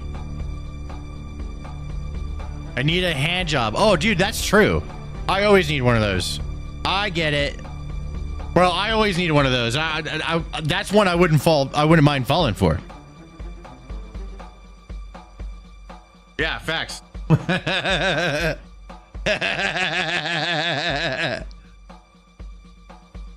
I like the idea of Golden Dome. Me too, bro. Golden Dome is great. You know what I'm saying? I wonder if Trump is going to return his Tesla. Oh yeah, fuck. You know that Tesla's getting returned. He's gonna give it to fucking Kid Rock to shoot, like the Bud Light cans. This is gonna be funny as fuck. I'll react to that shit. Do you think you'll take a side of Trump or Elon, or is it just heartbreak? I mean, I like both of them personally. I think I think it was a great team. But I always knew that there was going to be something that happened. It's just the way it is with Trump. As much as I like Trump, yeah, the way he does things is very mafioso. You know what I'm saying? And it's his way or the highway, and that can be hard for people to deal with, especially someone like Elon that has big views on the future of the world. So I mean, I always knew that they're gonna be at odds at some point. I just didn't think it would be this nasty. Like, Elon is pissed, bro. I think someone punched him in the fucking face, and it wasn't his little kid, like he said. Like, something went down, bro. Something, I don't know. Unsubbed. It's all right, man. I'll be all right. Dude, I think Elon's tweet was hilarious. I mean, he did a lot of them. He did a lot of tweets. He did a lot of tweeting today. He's still tweeting right now. Let's look. Let's take a look at Elon. Where's he at? Where are you at, Elon?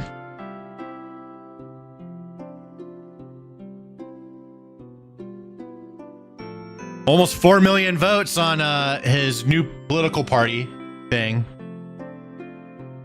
Now he's just kind of talking about Starlink. It looks like he's kind of chilled talking about Trump. An hour ago, he tweeted this, about something about Elon does ketamine, Trump on Elon's Epstein list, ex-active users. And he just says laughing emoji and then bullseye. I don't know. What do you guys make of that? I don't know.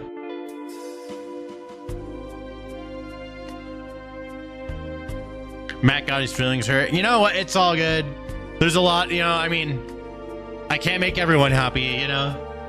I'd love to if I could.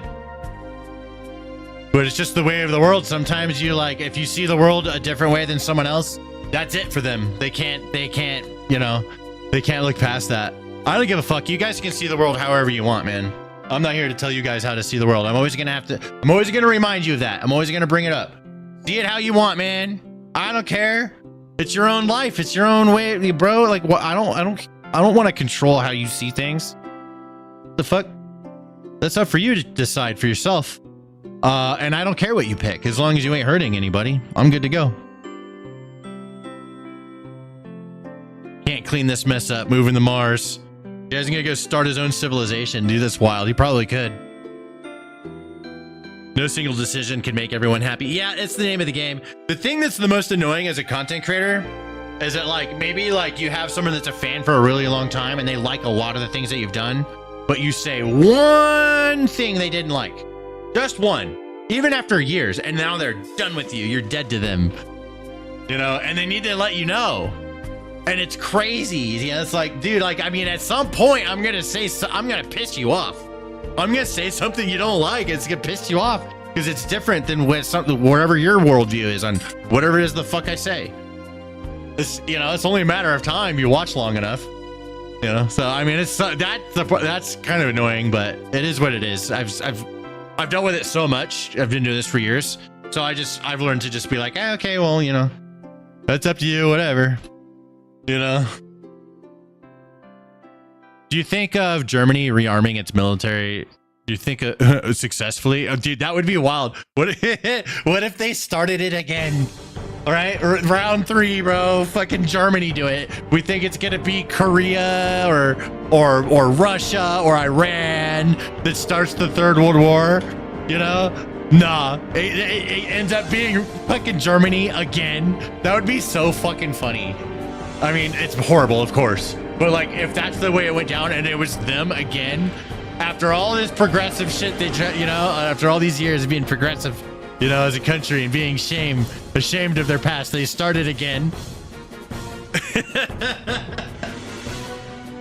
I've disagreed with some things you've said in the past, but I'm still loyal. The disagreements do not affect me. That's my favorite kind of viewer, bro. That's what I'm talking about. Because, I mean, I don't know. You can say some shit that I don't agree with. I don't give a fuck. You know? Like, there's certain lines, you know? Like, I don't know. If, like, if you're like, what's the, you know, like, anybody that's for, like, child marriage, get the fuck out of my face. You're fucking weird, bro. I don't care if it's your religion or whatever. I don't give a fuck about, like, no, I disagree, right? Like, there's, like, certain lines, of course, but, like, if we're not crossing these crazy, like, extreme fucking lines of obviously go fuck yourself, then think whatever you want.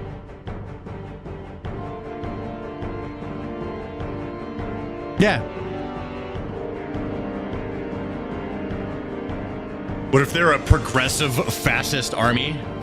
That's like that's like Antifa or some shit, right? Isn't that kind of like how that goes? I don't know.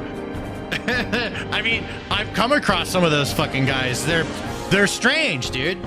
They're strange, but I mean, I don't know. I go to like fucking metal shows and stuff all the time, and there's all kinds of people you come across. I like to go hang out in the smoke pit. I'll just bring my little vape right here, you know, hang out in the smoke pit, and then you just talk to all kinds of weird fucking people, and I love it. I love talking to weird people. And there's some fucking crazy extreme people. Like, there's this one dude, he's all about anarchy, and he's like fucking, he's like just way overboard. Okay, this is like an Antifa kind of guy. Like, go break everything and riot, all this shit. And I don't like that shit at all, personally. It's like, I'm like, well, fuck that, you know, but I like, whatever. We're sitting there, we're smoking, drinking a beer, bro, and I'm just like, whatever, bro, tell me about your fucking wild ass Antifa fucking shit. Even though I see that stuff on videos and whatnot, I'm like, fucking assholes, you know, I hate those guys. But here's a guy there, I'm like, whatever, tell me about it. You know, and then here's the thing, this will piss you guys off. He's a fucking like preschool teacher. Or some sort of like young kids, like school teacher guy. Or teenagers or something. I don't know. You know, we're freaking kids and teenagers. I'm not sure. He's a teacher though. And you know, whatever. You know? None of my fucking business. Do whatever you want, say whatever you want, you know? But yeah, like that's kind of like a wild, it's not like my favorite person to be around, but I come across this person at the shows because there's a local like indie band, Ghost in Stereo, check them out, that we like to go to. We're both friends from people in the band. And he's like, and he knows how I am. He knows about my shit that I do. You know, like I do a lot on like Facebook. So I take Trump tweets and I put them on Facebook, and then everyone starts arguing about it. And I don't tell anyone what to think. I'll just be like, Trump said this, and then everyone starts fucking freaking out in the comments. And then I get, you know, I mean, Facebook pays me for it, you know. So I'm like, hey, you know, yeah, I don't know. Like I'm not very liked by that guy when he found out about me, but I don't give a fuck about whatever he does. I don't agree with it, but I don't like dislike the guy, you know, shit like that. I have those encounters, and I just kind of let people do whatever they want, see however they want, and it's a lot less. Not getting upset at people because because maybe I do think that the way they see it is wrong, but I don't give a shit. Be wrong, bro. Take the fucking the blue pill. You know, take the fucking blue pill, bro. Just like eat that fucking fake steak. I don't give a shit. Stan, I saw you react to the Bonnie Blue video interview. That was one hell of an interview. I then saw another video interview with her. All I can say is that it was a mistake. Oh, you watched? Did you watch her? Did you watch? Serious? You watching Bonnie Blue videos, bro? Quick, come on. Are you a gooner? Are you gooning over Bonnie Blue, bro?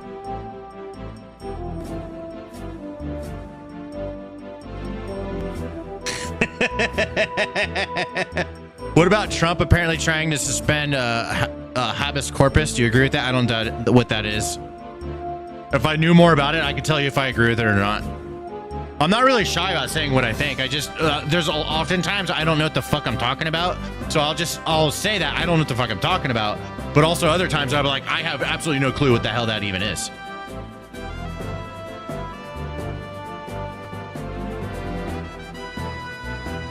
Are you gonna catch 9-inch nails for her? That would be sick. Fuck yeah, that would be awesome. If he's in Colorado, I should.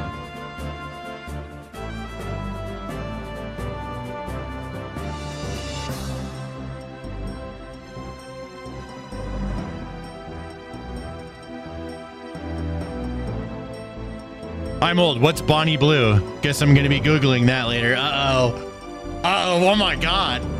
Oh my god, bro. You're in for an interesting research session, my friend. Bonnie Blue, bro. She's like, oh my god, dude. You don't know? That's funny.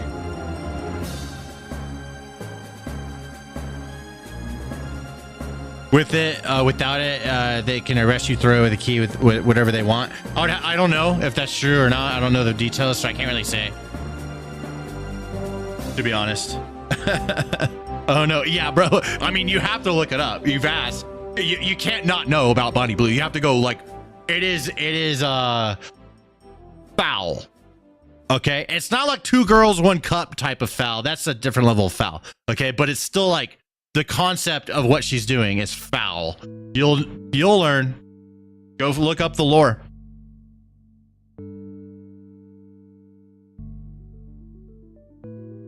Saying that every stream. What are you saying? The right to due process is what habeas corpus is, or is that something with like illegals or something? They're making it so there's less process illegally.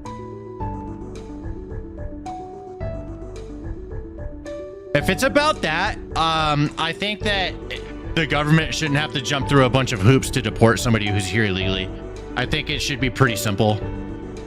I think making it complicated is just bureaucracy, and we don't want to be clogging up the courts and shit.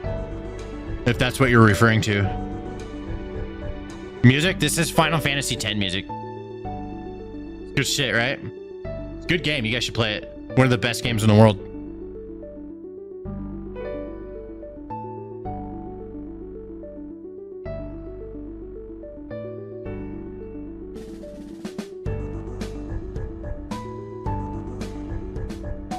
What is 2 girls, 1 cup? I guess you'll go experience that just like the rest of us did. You know, good luck. Godspeed.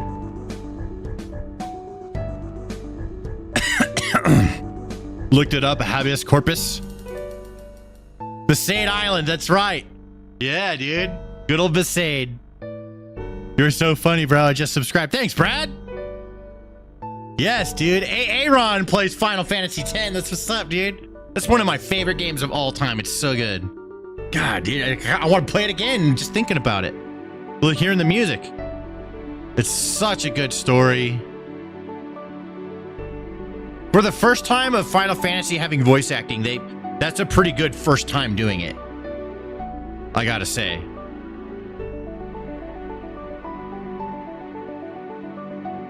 Diddy's behind me? Oh! Diddy's behind me. I got a present for Diddy. Doomslayer gave it to me. Doom Guy. Doom Guy gave me a present. Do you guys know what Doom Guy gave me? Huh? I got a present from Doom Guy. Do you guys know what it is? Doom Guy from the Doom game? I know him in real life. He gave me a present.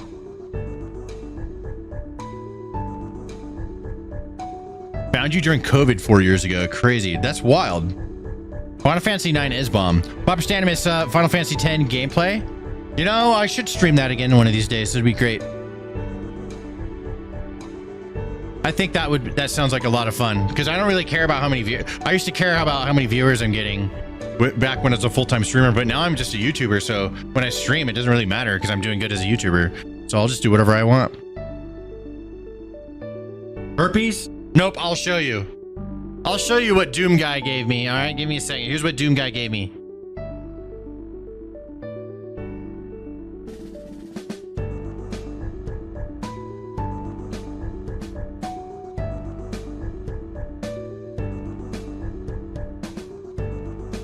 Doom Guy gave me his fucking double barrel shotgun. Let's go, baby. Yeah. Yeah, thanks, Doom Guy. I appreciate you, buddy. This is badass.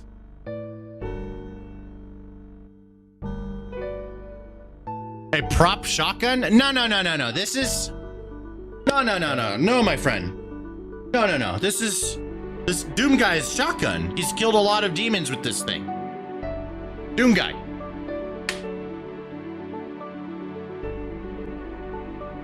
Doom Guy.